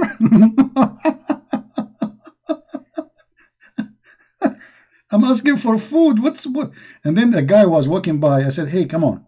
I asked for a dish like almost 20 minutes ago, and I don't know what's happening. He said, what's happening? What a dish? I said, Bonita. I said, what Bonita? I said, I told her Bonita. He said, Bonita, sir, mean pretty, beautiful. I said, okay. Okay. No wonder she gave me her phone number. This is what happened to an Arab when he go to a Spanish land. He think Bonita is the name of the dish. Anyway, at least we got a phone number, right? Yeah, I was flirting with her without knowing, you know. But I was asking for the dish. I was saying Bonita, you know. And actually I make in my hand like a dish, you know, like sign of a dish, Bonita. You know, and she looked at me and she like, I don't know what happened to her face. She like, okay, she ran. And then again, I said to her, Bonita, you know, she was walking by. She looked at me and she laughed. And then she went behind the counter. She spoke to her friends. I don't know what they said. And then she came back to me with a piece of paper, have a phone number, and I'm waiting for my food.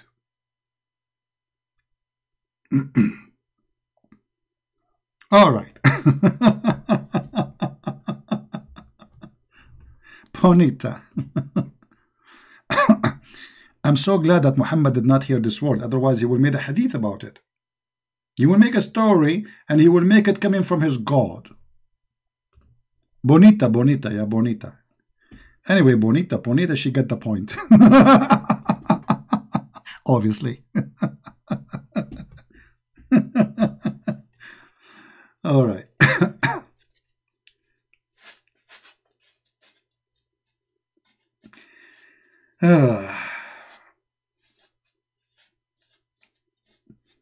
Yeah, I'm still no. The guy actually he told me we don't have, so I don't know what dish you want. So he brought me a menu. None of those food is the one I saw in the restaurant in the other one, and I do not know the name. So,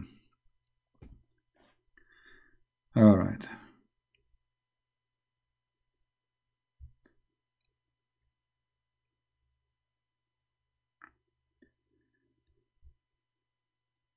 Do we have any Muslim here want to tell us how Muhammad he makes such a mistake and he claimed that he is coming from God?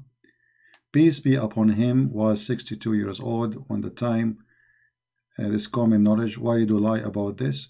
What common knowledge? This is from God or common knowledge? Call me Wahid, call me. Guys, look what Wahid said. Muhammad, peace be upon him, was 62 years old at the time.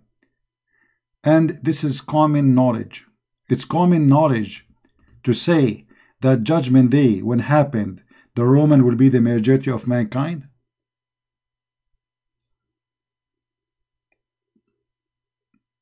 Is that right, Wahid? This is common knowledge at that time. The Prophet, he have several children from first marriage. He didn't have any children. All those are children of Khadija.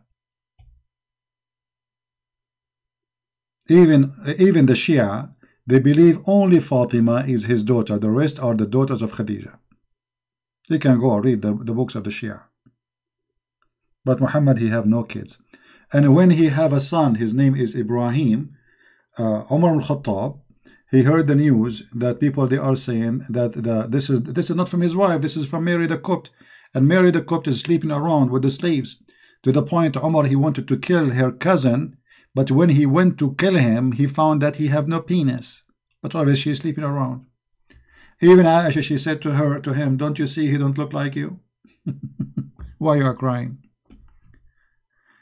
Wahid, your prophet said, I was the most weak person between all mankind in sex. Did he say that, or I'm lying? Did he say that or no? He said that. Why he say that? Because everybody is making fun of him. This is why he exaggerate about his God, give him a dish of shish kebab. He ate it, he got the power of 40. And I'm not sure how he measured the 40 thing. Maybe there was a race in the time of Muhammad. They do boom boom, like in the front of the camera, and see who can do it more. How Muhammad, he knew that he got the power of 40 men in boom boom? Is that like a live thing in TV? They do it. They bring like 40 men and 40 men in one side and Muhammad in one side. And all of them, they are doing boom boom. Why you do say bi-ism is wrong when you can say libni ibni?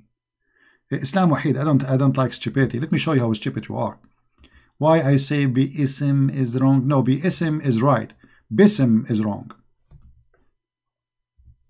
This is bism. And why you keep jumping from topic to topic like a monkey? Bismillahir Rahmanir Rahim. In Arabic, there is nothing. It's called bism. Do you want me to prove it to you? Here we go.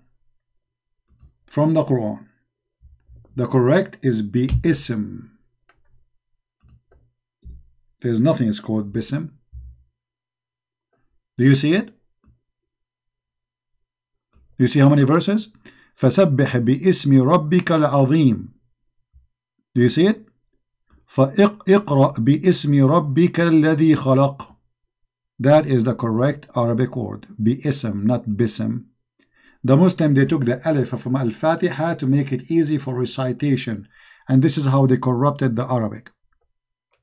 Imagine, they take letter even from their Quran, which means they are corrupting the Quran just for the sake of making recitation easy, because it doesn't sound good when you say Bismillah. So they say Bism. See how they corrupt? For the sake of singing, they take letters from the Quran.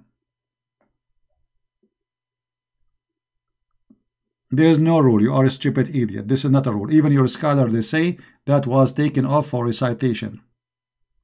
Go search in Google, you will find the answer from Muslim scholars that the word bi-ism changed to bism just for easy recitation. That's all.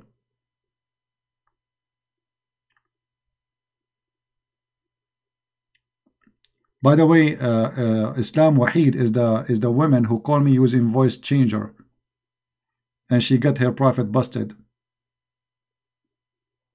Okay, show me the rule. Show me the rule. Show me the rule where it says that bi-ism became bism. I want to see the rule.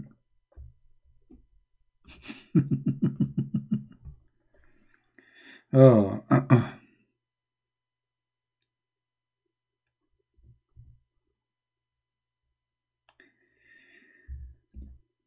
And I can get you busted if you call me, and I will make you read live on air your scholar saying that this was changed for the sake of recitation. With no mercy. Here we do nothing but spanking.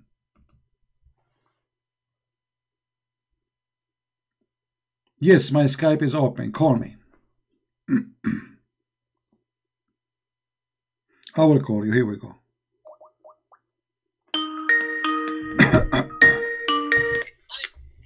Hello? Hello. Hello. Yes, I hear you. Go ahead. So when you say to my, how do you say to my son in Arabic? Well, first of all, I want to ask you, are you asking using your voice changer? Why? Like, does that matter? Just because people, they are saying you are a man. I did not really get attention. Are you a man or a girl?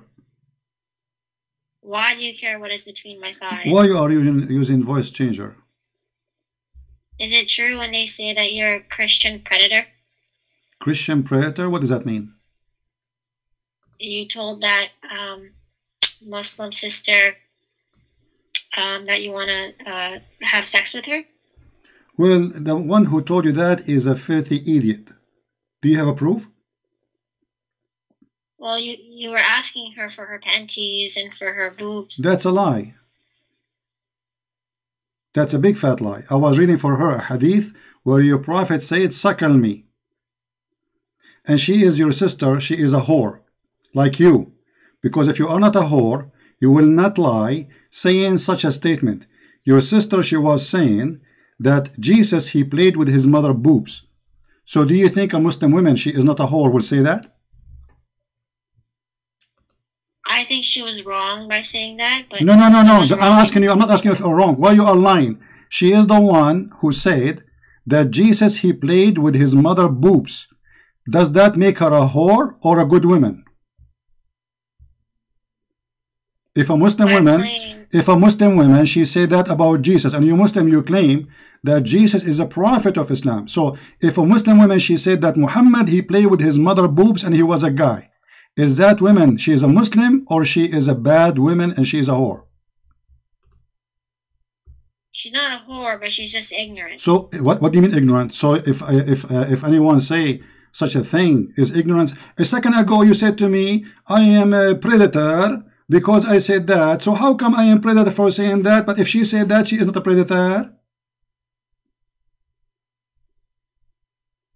She didn't ask for sexual pleasure. I did not ask her. You are a liar. I was reading for her. I said to her, well, in fact, your prophet is the one who ordered women to do breastfeeding for adult. Suckle me. So now let me ask you, as long you are saying that the one who says suckle me is a sexual predator, that means your prophet is a sexual predator. You are exposing your prophet. Thank you very much.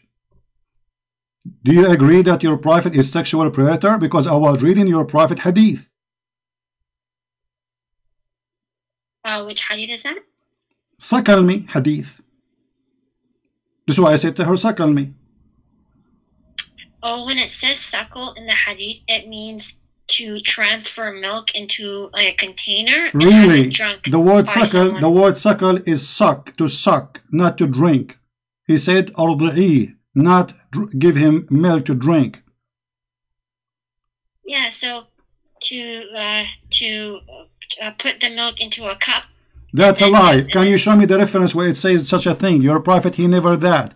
He said suckling. Suckling is to suck from the nipples, not to drink from a cup. And you are lying again, using your voice changer, Fifi.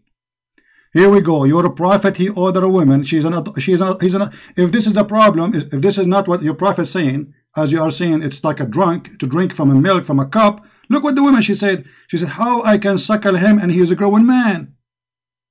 Suckle him. How I can suckle him and he is a grown man. So the woman, she is clearly understand that suckling is something can be done for a child. Drinking milk, anyone can drink. She did not say, okay, I will give him a cup of milk. No, she said, how I can suckle him and he is a grown man. Okay, just like not to jump topics. How do you say to my son in Arabic? Don't change the topic. That was my original topic. No, we are going to show everybody who is a sexual predator. You are a liar like your prophet. You insulted me, and now you are in the corner because the one who said to a woman, suckle me, he is a sexual predator. You are the one who said that. So what kind of a prophet saying to a woman that a man, he can say suckle me to you, and he is a grown man? To the point even Aisha, she used to order her nieces and her sister to suckle anyone who want to enter upon her. Okay, so when a prophet says it, it's okay, but are you a prophet? So a prophet, he is not a sexual predator if he say to you, suckle me? No. And you are going to give him your boobs to the prophet? It does not say to the prophet. To who then? To the man. Okay, I'm a man. Here we go. You are going to say he is sexual predator. He's asking me to suckle my boobs. Allahu Akbar. You see how filthy you are? You just admitted that your prophet is a crazy man ordering Muslim women to give their boobs to any man walking by. You admitted that. You just said that. So if a Muslim man, if Mimi Hijab, he walk by and he said to you, suckle me, you will give him your nipples, do you?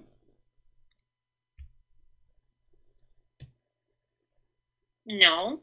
You just said you would do. You said the prophet says so, so I will do. I ask you, if the prophet says that to you, you will do? You said yes. If the prophet said it? Yeah, the prophet said that. Who said that? The prophet, he said that. I just showed you the hadith. And Aisha, as you see, this is the hadith Sahih al-Bukhari. And there's many hadith. This is Muwatta Malik here in front of us, saying that Aisha, she ordered her nieces and her sisters to suckle any man when they enter upon her. And he had to suckle them 10 times. And you said, yes, you will do it. So why, if you suckle a strange man, that will not make you a sexual predator and him sexual predator? But if I ask you about your prophet teaching that, that will make me a sexual predator, because you Muslims are hypocrites. You are trying to frame me to make me look bad, but the fact, the filthy sexual predator, and you help me to prove it, is your prophet. Because you just said, the one who said to a woman, suckle me, he is a sexual predator. And it's your prophet who ordered all men to say to any Muslim women, suckle me. And you said you have no problem with it. Did you ever suckle anyone before? Or any man, he asked you to suckle me to practice Islam, or no? No. Why not? Isn't it, this is the teaching of your prophet? Are you ashamed of it? I think it was just like normal thing back then. Guys, how slavery was normal back then. At that time, it's normal for a woman to go in the bus, take her boobs, and anyone start suckling. It's normal at that time. You Muslim, you practice that normally, right? But this is not true, because the woman, she said to your prophet, obviously your prophet is the one who started this madness. She said to him, how I'm going to suckle him and he's a grown man, which means nobody did that before. The woman, she said to your prophet, how I'm going to suckle him and he is a grown man. Can you read? Do you know how to read?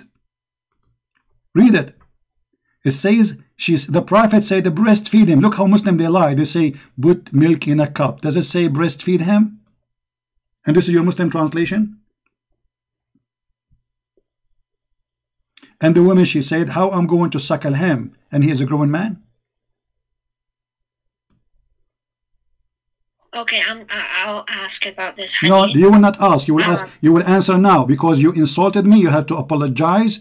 The one who is sexual predator is you, and whoever follow this religion.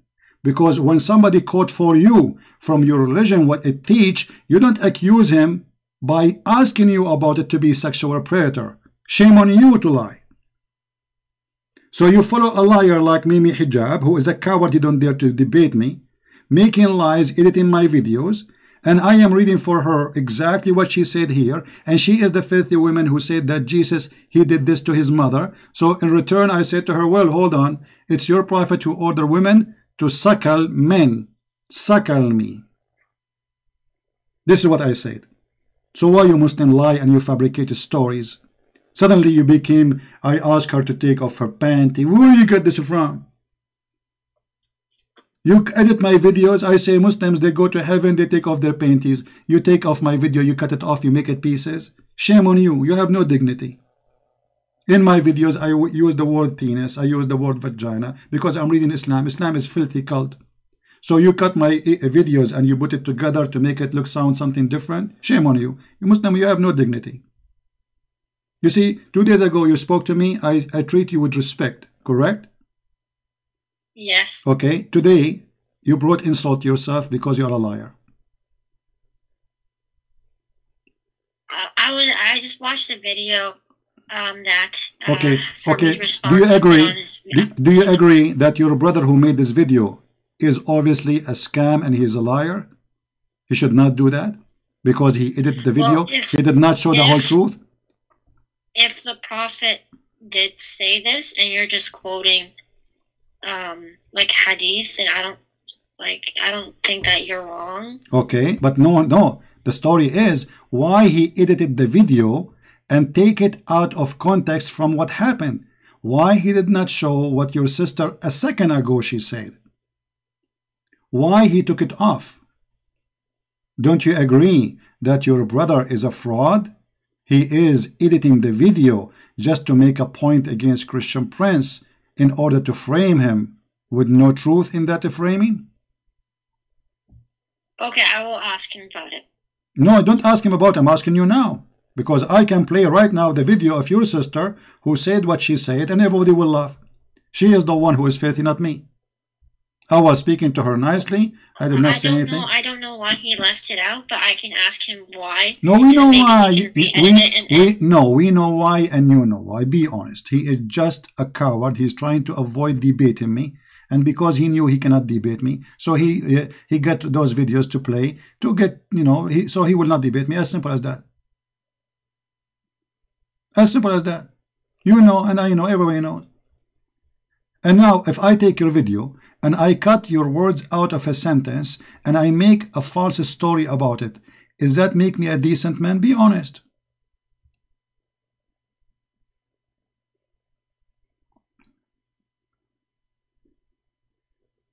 I don't know why it was cut like that, but no, you know. Stop saying you do not know. You know. I don't believe that you do not know, and especially now I explain to you why he cut it off. It's obvious.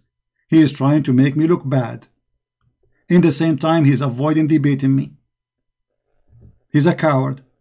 Now I can play for you. Here we go. Just because you mentioned this, this is what your sister she said to me. I never said something wrong to her. All of the fabrication the Muslim they come with is a lie. The videos are there. You can go and watch them, and people will die laughing at Muhammad Hijab, the coward, the liar, who is a great example of his prophet. Man, why he kiss a stone? Why he kiss a stone? Why? Oh, the Holy Spirit, the God in the heavens. I know all this. Okay, I live in Arabia. I live in Africa. You know where? You know what? They know. Why your prophet kissed the black stone? He's a pagan. You are a pagan. Did you kiss a stone or not? Do you kiss a stone? Who created the black stone? Who created the black stone? Who created the black stone? Jesus. Jesus? No, Jesus don't create stones. He created the whole world. But you Muslims kiss. You Muslims kiss his stones, right? Why your prophet kissed the black stone? Did he kiss the black stone? Jesus kissed nothing. Your prophet did. Why your prophet kisses stones? Okay, Jesus do more actually. Worse actually. He play with his mother boobs. Tell me why he's doing that. He play with his mother what? Boobs? You must be okay. You see guys, you see how savage they are? Look what she said. Oh no! Look what she said. Look what she said. Like you. Okay, show me. Okay, show me a verse. Show me a verse. Show me a verse saying that Jesus he. Oh, you cannot hear. You cannot hear, huh? You are not in YouTube. Oh, sorry. Hold on. Here we go. Let me make it available for you too. Give me a second. Here we go. This is your sister talking. Black stone. Did he kiss the black stone? Jesus kissed nothing. Your prophet did. Why your prophet kisses stones? Okay, Jesus do more actually. Worse actually. He play with his mother boobs. Tell me why he's doing that. He play with his mother what? Boobs? You must be okay. You see guys. You see how savage they are. Look what she said. Oh no! Look what she said. Look what she said. Like you. Okay, show me. Okay, show me a verse. Show me a verse. Really? Show me a verse saying that Jesus he played with his mother. Show me a verse. Show me a verse saying that Jesus he played. Listen. You are obviously a trashy person. You just insulted Jesus for no reason. You say Jesus he played with his mother boobs, right? Okay, listen. You are a liar. Number one. Number two. it's your prophet who order women to give their boobs to strangers. Is that true or not? No, it's not. Can I suckle you? Okay, let's read the hadith. Can I suckle you? Can I suckle you? Did you hear it? Did you hear it? Yeah, I heard it. So why do you agree that Muhammad hijab is a fraud and is a scam and he is lying to Muslims? I think just for this specific case, I don't agree with what they did. No, it's not about agree. Either you are honest or don't call me again. Because you called me, you insulted me, you called me big names for no reason, which is not true. The woman, she was insulting Jesus, and you Muslim, you claim that Jesus is a Muslim prophet, which means all of you should defend Jesus. So I was defending Jesus, and you Muslim, you take a side of the women who insult the Messiah. How dare you to do so? Just to make a lie? I apologize on behalf of like Muhammad Hijab. You apologize on behalf of Muhammad Hijab. I'm not asking you to apologize. I'm asking your opinion. Don't you think that Muhammad Hijab is a fraud? Be honest. Because this is a fraud. He edited the video. He took the words out of context. And he quote only what I was reading. I said, in fact, your prophet who said to the women to suckle him, to suckle a man. Suckle me. So, you Muslims, either you admit that Muhammad Hijab do not present Islam and he is a fraud, or you say, no, he presents Islam. It's just for this specific case. It's just for this video because he was just caught up in the argumentation and he may have just did this just to get back at you, but this does not represent Islam. Okay, so you are saying he's not a Muslim, he's a bad Muslim? You are saying Muhammad Hijab is a bad Muslim? Like he did something wrong. So okay, what wrong? Then I wanna you know why you cannot be honest. Say that this is a bad Muslim. This is because here he is fabricating a story. Everyone does bad things, but we can't say no. You Muslim, you support him, and here we go. He made you believe it. You are a victim of him. He misled you. He's the devil. Who is the one who made you believe in a lie? God or Satan? Answer me. Who is the one who made people believe in a lie? God or Satan? I want an honest answer from you. Satan. Okay, and Muhammad Hijab made you believe in a lie, and you call me believing in that lie. So Muhammad Hijab must be Satan. Don't you agree? Wait, Muhammad Hijab is Satan? Well, if he is the one, you just said that God, he will not make a lie and make us believe in a lie. Muhammad Hijab, and you said, I said to you, who is the one who do that? Make lie and make you believe in it? Satan or God? You said Satan. Okay, Muhammad Hijab, he made a lie and made you believe in it. Isn't it him Satan? Or his representative? But then you said that Bism is not a word. What? But it is. I said what? Bism is don't change the topic. Don't change the topic. You see how hypocrite the Muslims are? She is in the corner. She will not agree. She will not admit because it is why you are changing the topic now. Why you don't say that Muhammad Hijab? Don't change the topic. Don't change the topic. Muhammad Hijab, he made you believe in a lie, and you said lies is from Shaitan. So, do Muhammad present Allah who present Shaitan? Be honest. Yes. So you said the one who lies is Satan, but you said that Bism is not a word, but it is. So, what Bism have to do with our topic? What's wrong with you? I'm asking you. This is not what we are talking about. Don't change the topic. You are trying to escape from exposing your brother in satanic worship. He fabricated a tape lying about me, and you agreed and you apologized that obviously this is not a good behavior. Thank you very much. I did not ask you to apologize because he is the one who did that, not you. You insulted me because you believed in his lie for some time. Now it's clear that he is a liar. Why you are not willing to say that he is a liar and he did a shameful act? No, I said that this is a shameful act, but I'm not supporting cutting up videos and not giving the full context. Okay. But so I want to say, okay, at least you are being honest, and this is a shameful act. And I hope Muhammad Hijab will listen how Muslim they look at what he did. He is a fraud. He is a scam. I'm not saying everything he does is a fraud or a scam. No, you said if you lie, you lie. You are a liar. That's it. Nobody can trust you. Nobody can believe you. This is a lie fabricated on purpose, not a mistake. Cutting my videos, putting it together to make it look different from what it is, and then making Muslim believe that I said to a Muslim women, he may have not heard it. No, he may have not heard it. No, he heard it. So you are saying to hold on. So he did play the video. He did not heard it before. This guy preparing for this for 2 months. Anyway, thank you for calling. Thank you for calling. We got you busted, you and your prophet, and you Muslims have no dignity. Editing my audio to make a lie. And you know, and then they said, Christian Prince, he said Muslim women have AIDS. It was the Muslim who was saying that. They said, Christian Prince, you know, you must be single until now because the Christian women, they have AIDS. It was the Muslim saying that. And I was responding. I mean, look how they flipped the truth upside down. Do you see the hypocrisy? If they say it, it's okay.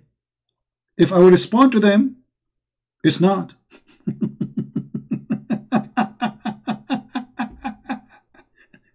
And I said, well, in fact, Muslim women is the one who have that. Because you do mut'a, you do zawaj a friend, temporary marriage, travel marriage, you have multiple partners. The Muslim man have 4 wives. He go to Thailand, he come back home. This is what I said. I'm not speaking about all Muslim. I was responding to that person who said to me, Christian women have AIDS. Saying that this is the reason I am single, because I'm afraid to marry Christian women. They have AIDS. So when we respond to them, they cut. And they play. I'm responding for people in the chat, in the text, in the voice. I mean, you know, like all of you, you know. I have my chat running. I respond to people in the chat. I respond to people in Skype by voice and by text. So they cut off my voice to make me look like the devil. Shameful people. This woman, she spoke to me just 2 days ago. I have 2 hours conversation. Did I insult you? Did I say anything bad to you? This woman, obviously she is a bad woman, very bad woman. You know, imagine what kind of a girl. She go and she is a Muslim, and then she claimed that Isa, and not only that, she said Isa, he played with his mother boobs and he was a guy. He was what? A guy. I was asking her about kissing the black stone. Not about kissing breast.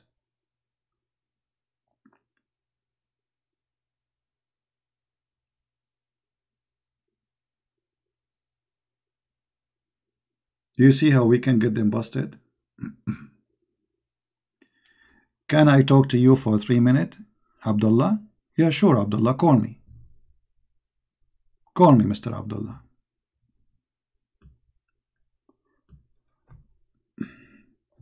Go ahead.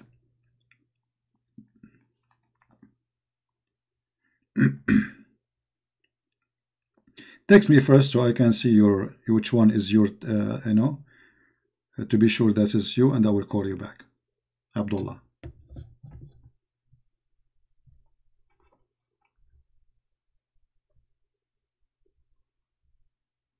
It's a shame. It's a shame, you know.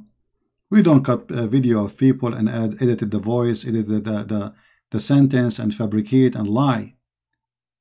And in the top of that, it's a shame that Muslims, they supported a woman. She insulted Jesus. I'm not talking about this one who called me now. Yeah, maybe it's a man making a voice of a woman, obviously. But it's okay.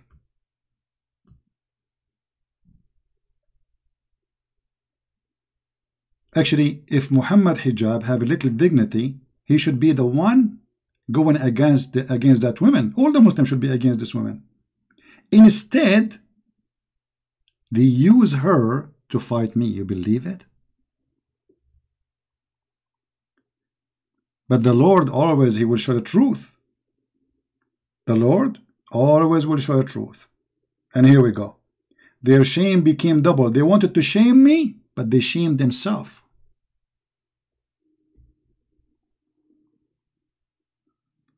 You know what I mean? They wanted to shame me by framing me, but they did nothing but they shamed themselves.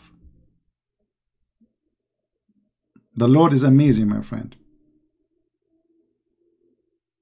And because he was too much intimidated, he don't dare to debate me. He got those little tiny cut in the videos, so he will not let me talk and debate will not happen. And in front of the Muslim, he will say, hey, I'm a hero. Hey, your boy is finished. What a poo-poo. You are the one who's finished. Everybody see how terrified you are. I'm calling from my room alone. 7 Abdul in the room of Muhammad Hijab. And yet none of them dare to debate me. They muted me more than 7 times, hang up on me 8 times, I spoke for 2 minutes. This is how terrified they are from my name. As simple as that. And now look at this. Muhammad Hijab, he got his prophet busted because whoever say to a woman, suckle me, is a sexual predator. That means Muhammad is the biggest sexual predator. For I was reading the Prophet of Islam teaching and I got him busted live. Even though he was muting me, he said to him, you stupid idiot, I was reading your faithful Prophet Hadith. Mute him, shut him up, this bastard. This is what he said to me. But you brought that upon yourself. I was reading your Prophet Hadith, you liar. And as long the one who practiced such a thing is a sexual predator, that means all of you who believe in Muhammad is sexual predator, because this is the teaching of Muhammad.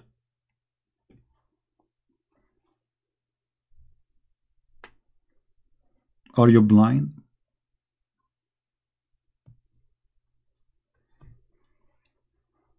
And because they are in fear from me, so they have to do a dirty tricks. They cannot debate me, they cannot face me, and they are terrified. So let us make little editing for audio and make a Christian Prince. And you know what? You made me bad. Look how many people listen to me. I open my YouTube. After an hour or half hour, I have 1,000 people listening. I have millions of people watching my videos in Indonesia, in India, in Pakistan, around the world. Because no Muslim can refute me. And when you did what you did, you show everybody how terrified are you.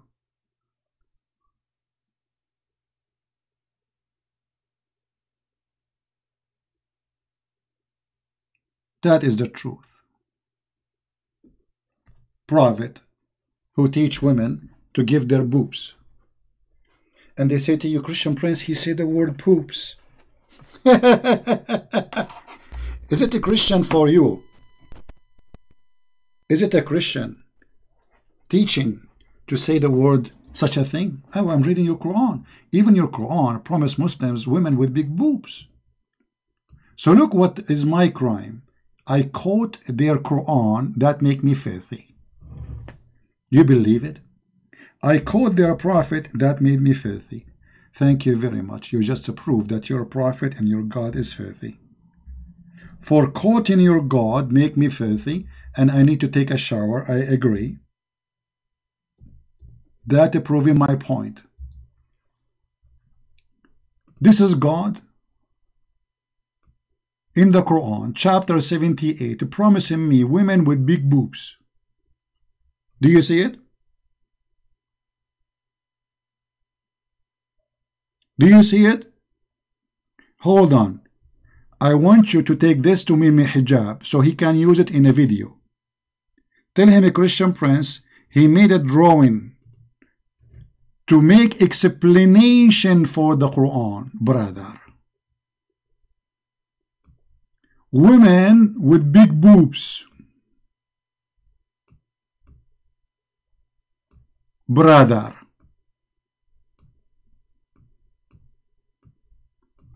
Please copy my video and tell everybody that the Christian Prince, he used the word boobs.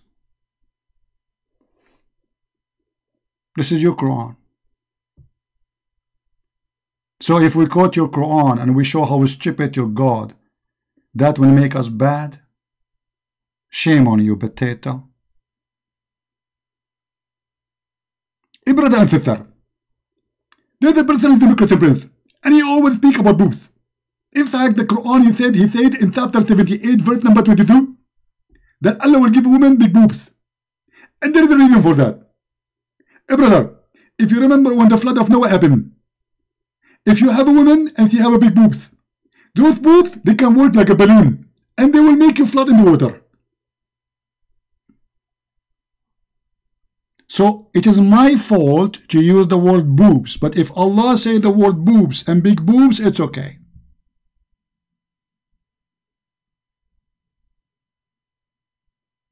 May Allah boob you. You cut my video, you edit them, and that's supposed it will make me look bad. People are laughing at you. Hey, everybody knows what I say, what I teach. And I am the one who made your prophet look like a joke by telling the truth. You see, many people, they will not notice how stupid this verse is until I draw this picture, maybe. I mean, this is how stupid this God is. What kind of God he promised this? Look at this. Look at this. Bismillahirrahmanirrahim. I am Allah promising you women with big, huge boobs. Sorry, this one is damaged because it had an accident 2 days ago. Even the nipples education changed. And that will make me bad? Okay, man. Say whatever you want. People are laughing. Where is the Muslim who wanna call me? Just tell me I'm a Muslim, please. I have many people texting me and none of them is a Muslim. Or maybe this guy. No, this guy is not a Muslim.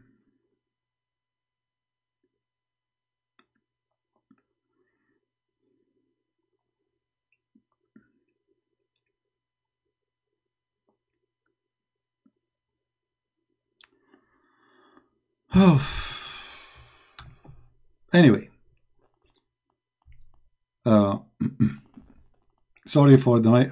By the way, I'm artist since I was a kid. As you notice, my drawing is so fantastic. I mean, so good, unbelievable. I mean, I was like #1 in school, brother. You can tell. My drawing is really, really good. But by the way, I was the only student in the school. Let's see. Somebody wanna call me? His name is Abdullah. Hello? Yes, my friend. Go ahead. You're live on air. Yeah, I'm Shivan. How are you, CP? How's it going? I'm fine. Are you a Muslim? Look, I'm ex-Muslim, but just can I talk to for 3 minutes, please? Sure. Go ahead. Go ahead. Okay.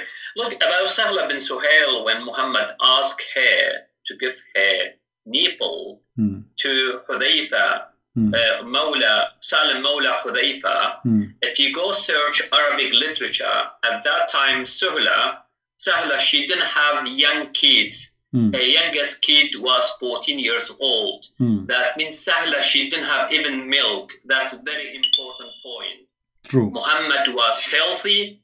If you go read Al-Dhahabi, Sir A'lam al-Nubala, or even Athir or whatever, all the Arabic literature, Islamic literature, the oldest child of Sahla at that time when Muhammad asked her to give her nipple to Salim Mawla Abu Hudayfa was 14 years old. That means Sahla, she didn't have milk. Exactly. And same as... you know, that's a very important point. Exactly. But just I want to answer that girl who was talking to you before, said you have to squeeze into a cup and then drink. No, that's not true.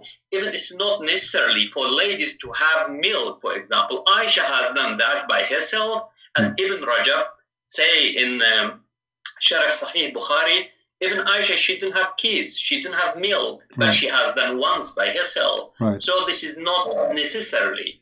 Right. And if you look at Sahla, she didn't have children at that time. Her youngest son was 14 years old. Yeah, and women. Just I want to stress out about this important point. Even goats, if they don't have babies, they have no milk. I mean, it's very well known that you know, human being animals, they have milk when they have babies. Correct? True. Yeah. True. So, but here Muhammad was filthy because this lady, she didn't have young child to have milk. So it's not important to have milk or not. No, just to suckle her.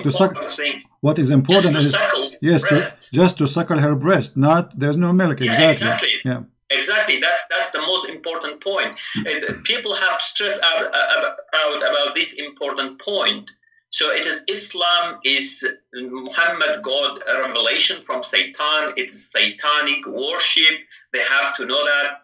There is no respectful man ask ladies, take out your boobs from bra and put in the mouth of someone else, regardless if you have milk or not. Both ways is bad. But in this case, Sahla say a youngest child was born in Habasha.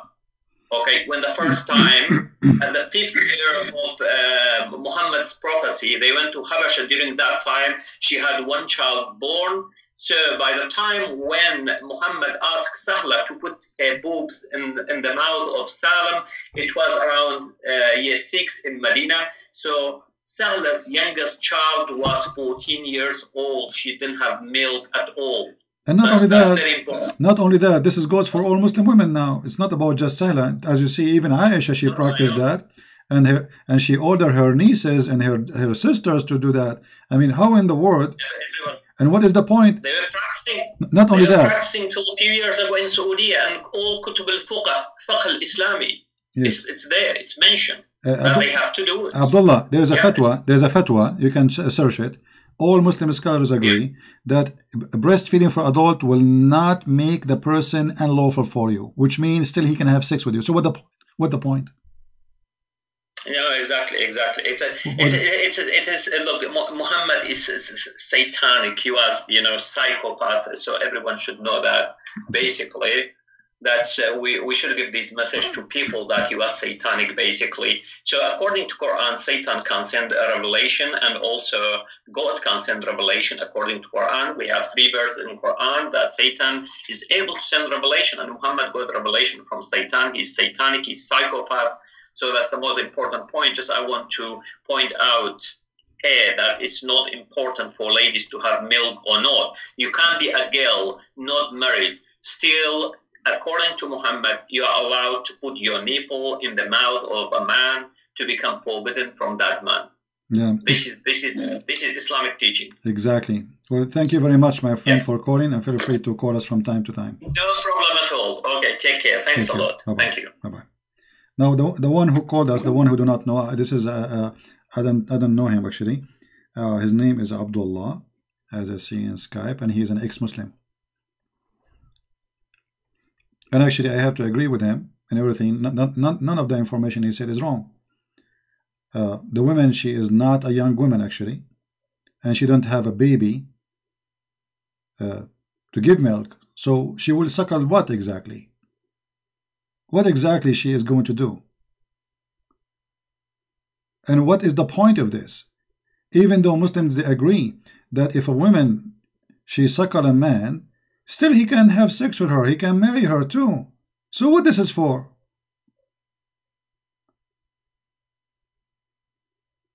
The mental illness of Muhammad, he is playing with those people around him, making fun of them. He's a crazy man.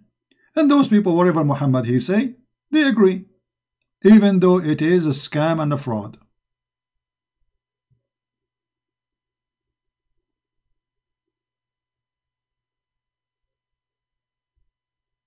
How in the world this person can be a prophet of God? Who can believe in that? And the Muslims, they play victims when we quote what their prophet said, making us look bad for quoting their prophet teaching. This is how disgusting Islam is.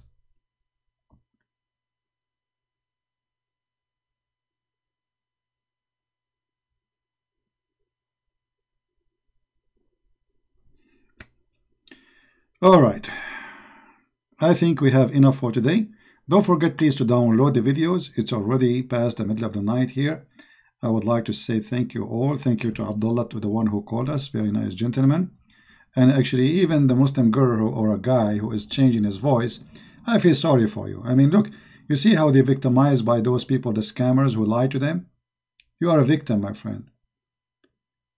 You are a victim. Everybody witness. I speak to Muslims in the best manner I can. And when I lose patience with them for they are lying, they will not let me talk, I hang up. This is the best I do. And if I use words, I use Islamic words. Muta. Boobs, as you see in Quran. Everything I use is from Islam. The Quran says the similarity of those who carry the Torah is the same as a donkey. So if I call a Muslim donkey, he gets upset, or they call me donkey. The Quran calls us donkeys. So how come you can call us donkeys? We cannot call you donkeys. If you believe that this is not right, then you should rip off your Quran.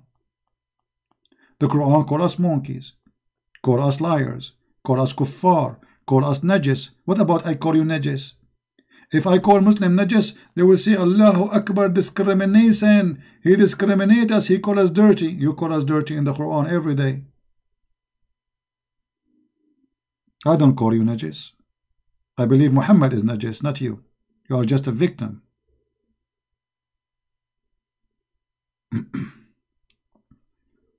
And look at me now. I wish I was exist in the time of the Prophet. I am going to visit all the women in town. Knock from door to door, practicing Islam. Especially the houses have a beautiful ladies. Hello. The Prophet says, "Sakal me." Let me introduce myself. I'm a stranger. My name is Dr. Zakir Naik, and I'm here to do sakal me. And please, you have to practice sunnah. And please give me your nipples. And then the Muslim women, because the Prophet said so, she will say, no problema. I will give you my nipples. Which one you like to start with first? The one in the right or the one in the left? I mean, look at this open-minded hippie religion. What kind of religion this religion is? So you cannot shake hands with our wives, but you can shake their boobs? May Allah boob you.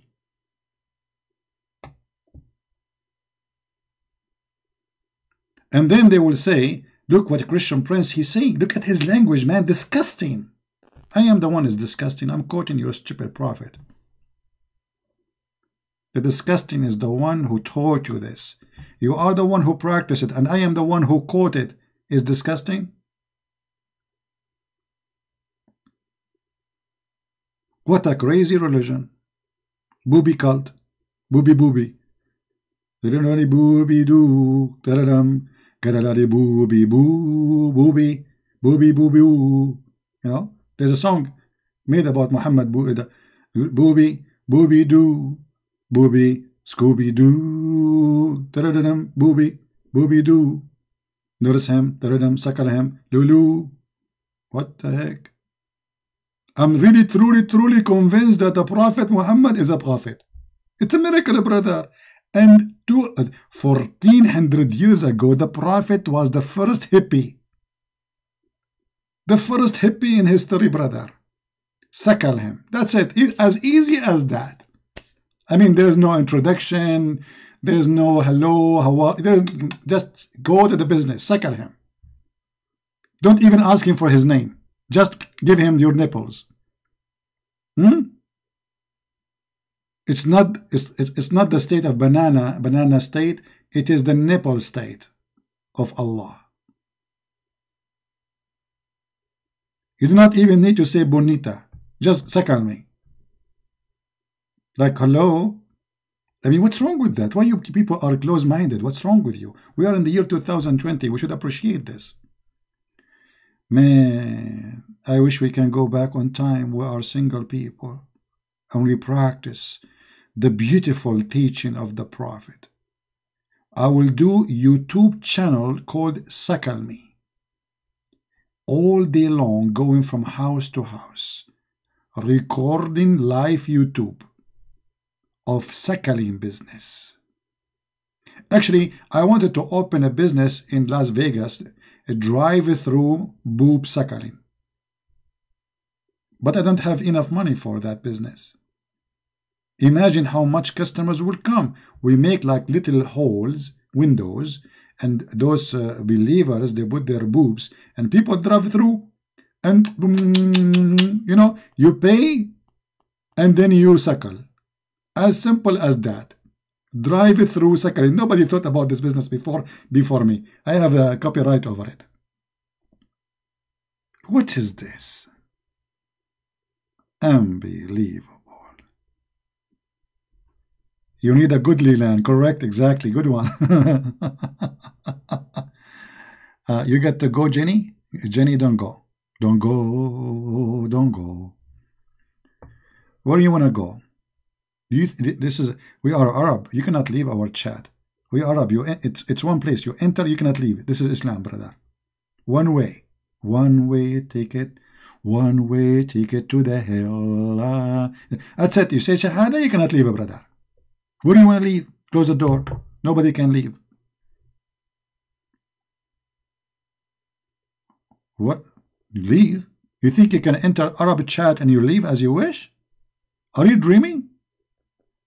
Let me call my cousins in the Middle East.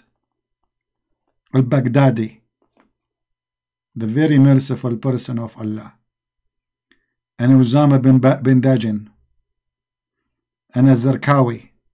They are the best experience of mercy and dignity.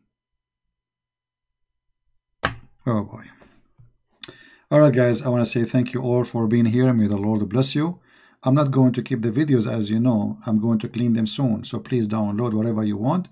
And especially this part where this lady, she did expose her brother Muhammad Hijab for being a liar. Don't forget to download that part and share it around. Muhammad Hussein, I'm scared of you.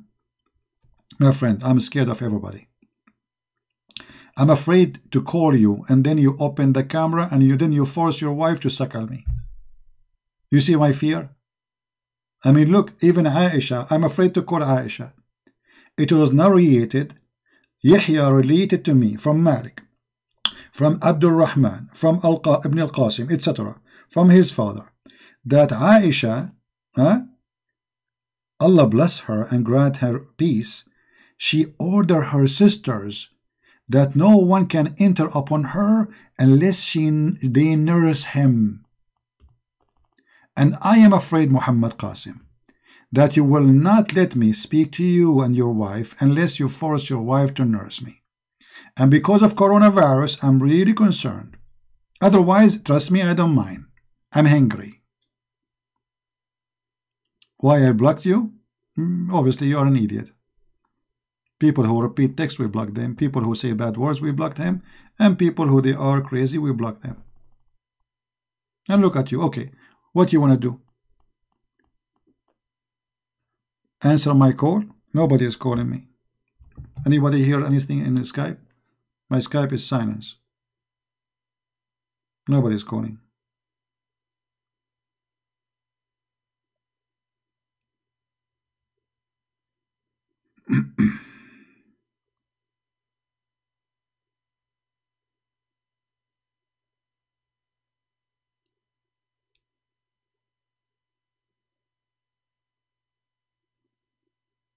Nobody's calling. And you know, my friend, I mean, there's no need to prove your point. I'm scared always from Muslim. This is why I open my Skype open, and anyone can call me. And all of you are scaring me.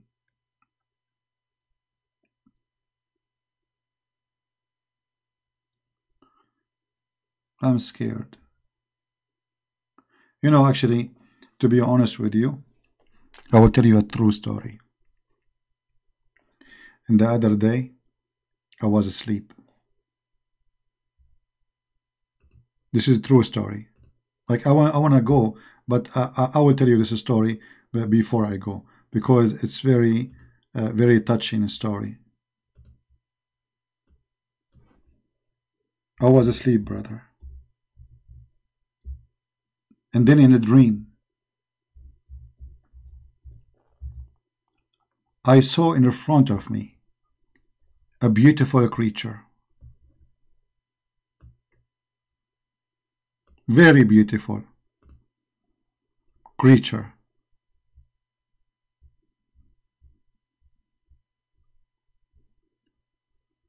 I cannot even describe for you how beautiful this creature was, but I'm trying just to give you an idea. And when I saw this creature, I decided to have a conversation with him.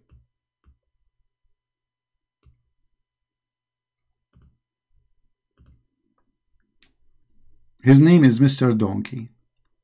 So the first question I asked the donkey, Donkey, do you like females?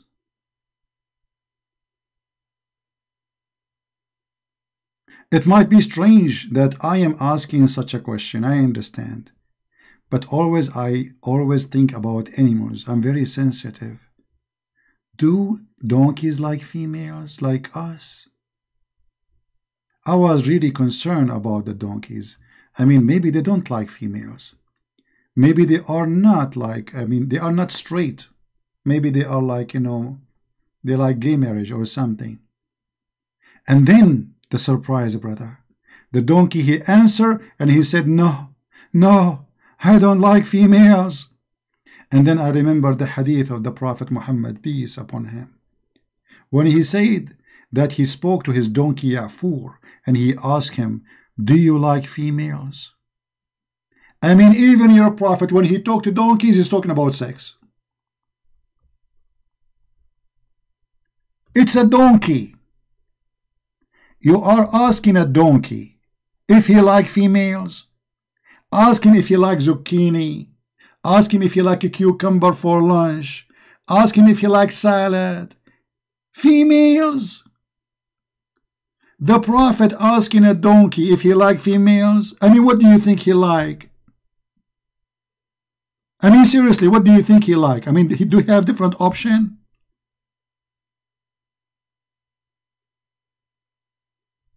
This is your Prophet.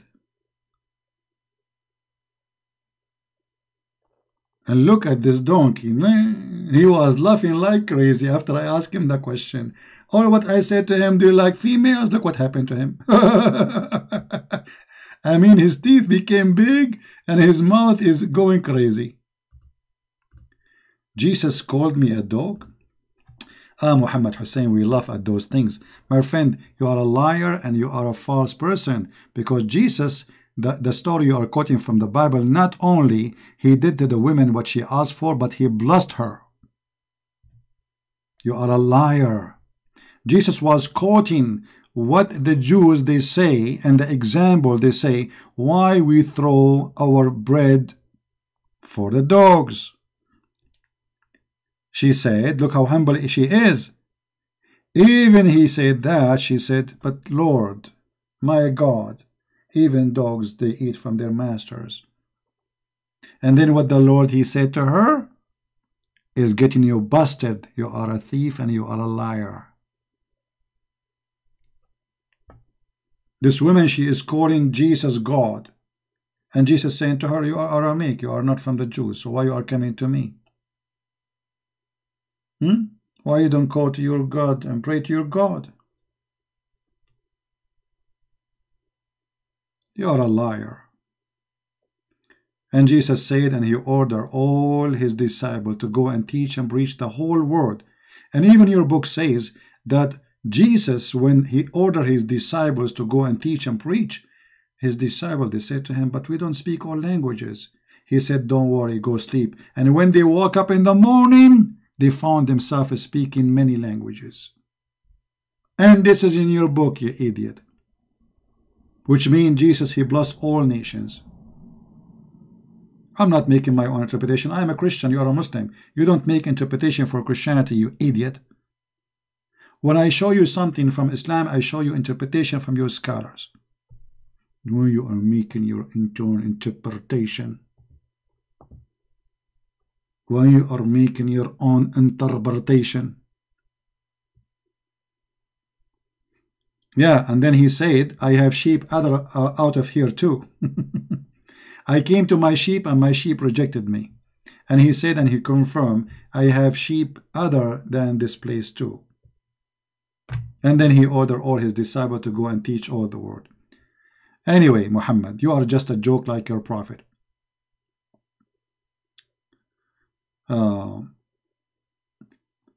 We will try. Is this timing is good, guys, for you? I'm coming late in purpose, actually, so I can reach out to people in India, Indonesia, because I'm really receiving great feedback from those countries. You know, yesterday we have a person who left Islam from Indonesia, and today I receive more names who left Islam today, about 8 people, and they are from Indonesia too. So the total in less than 24 hours, we have 9 people.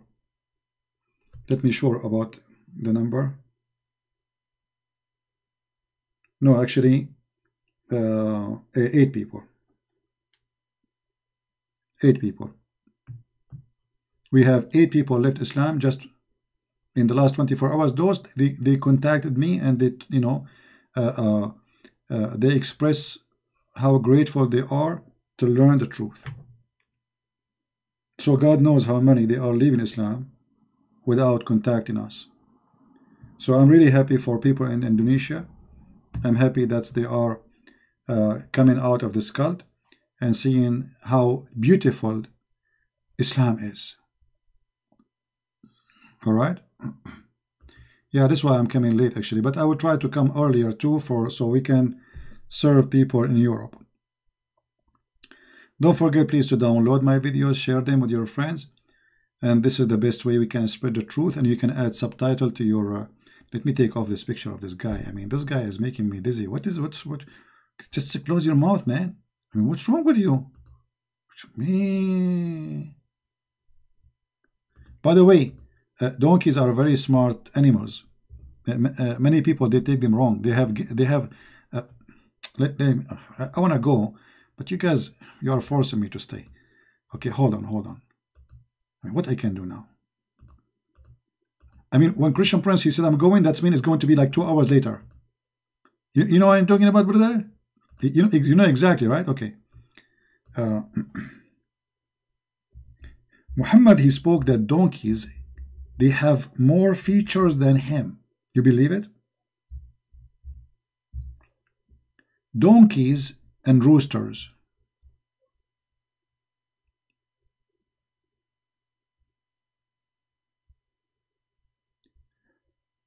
The prophet, he said, read with me carefully, and just to prove to you that donkey is more qualified to be a prophet from the prophet. I'm not kidding.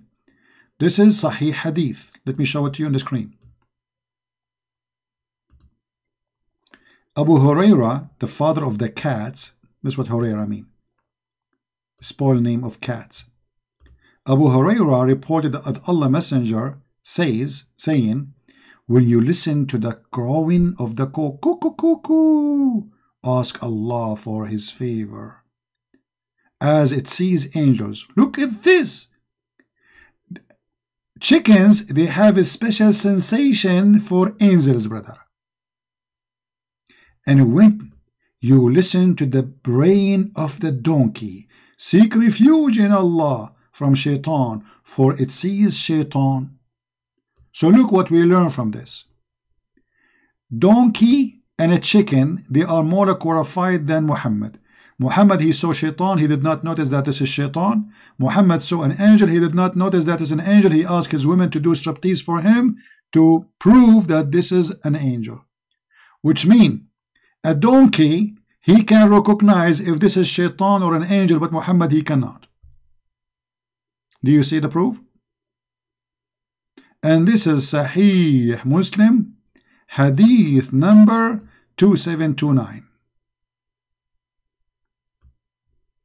What kind of a prophet this prophet is? When Muhammad saw the angel Jibreel in his room first time, he told his wife, I see someone in the corner. His wife, she wanted to prove to him if he is shaitan or an angel. So what she did a striptease party.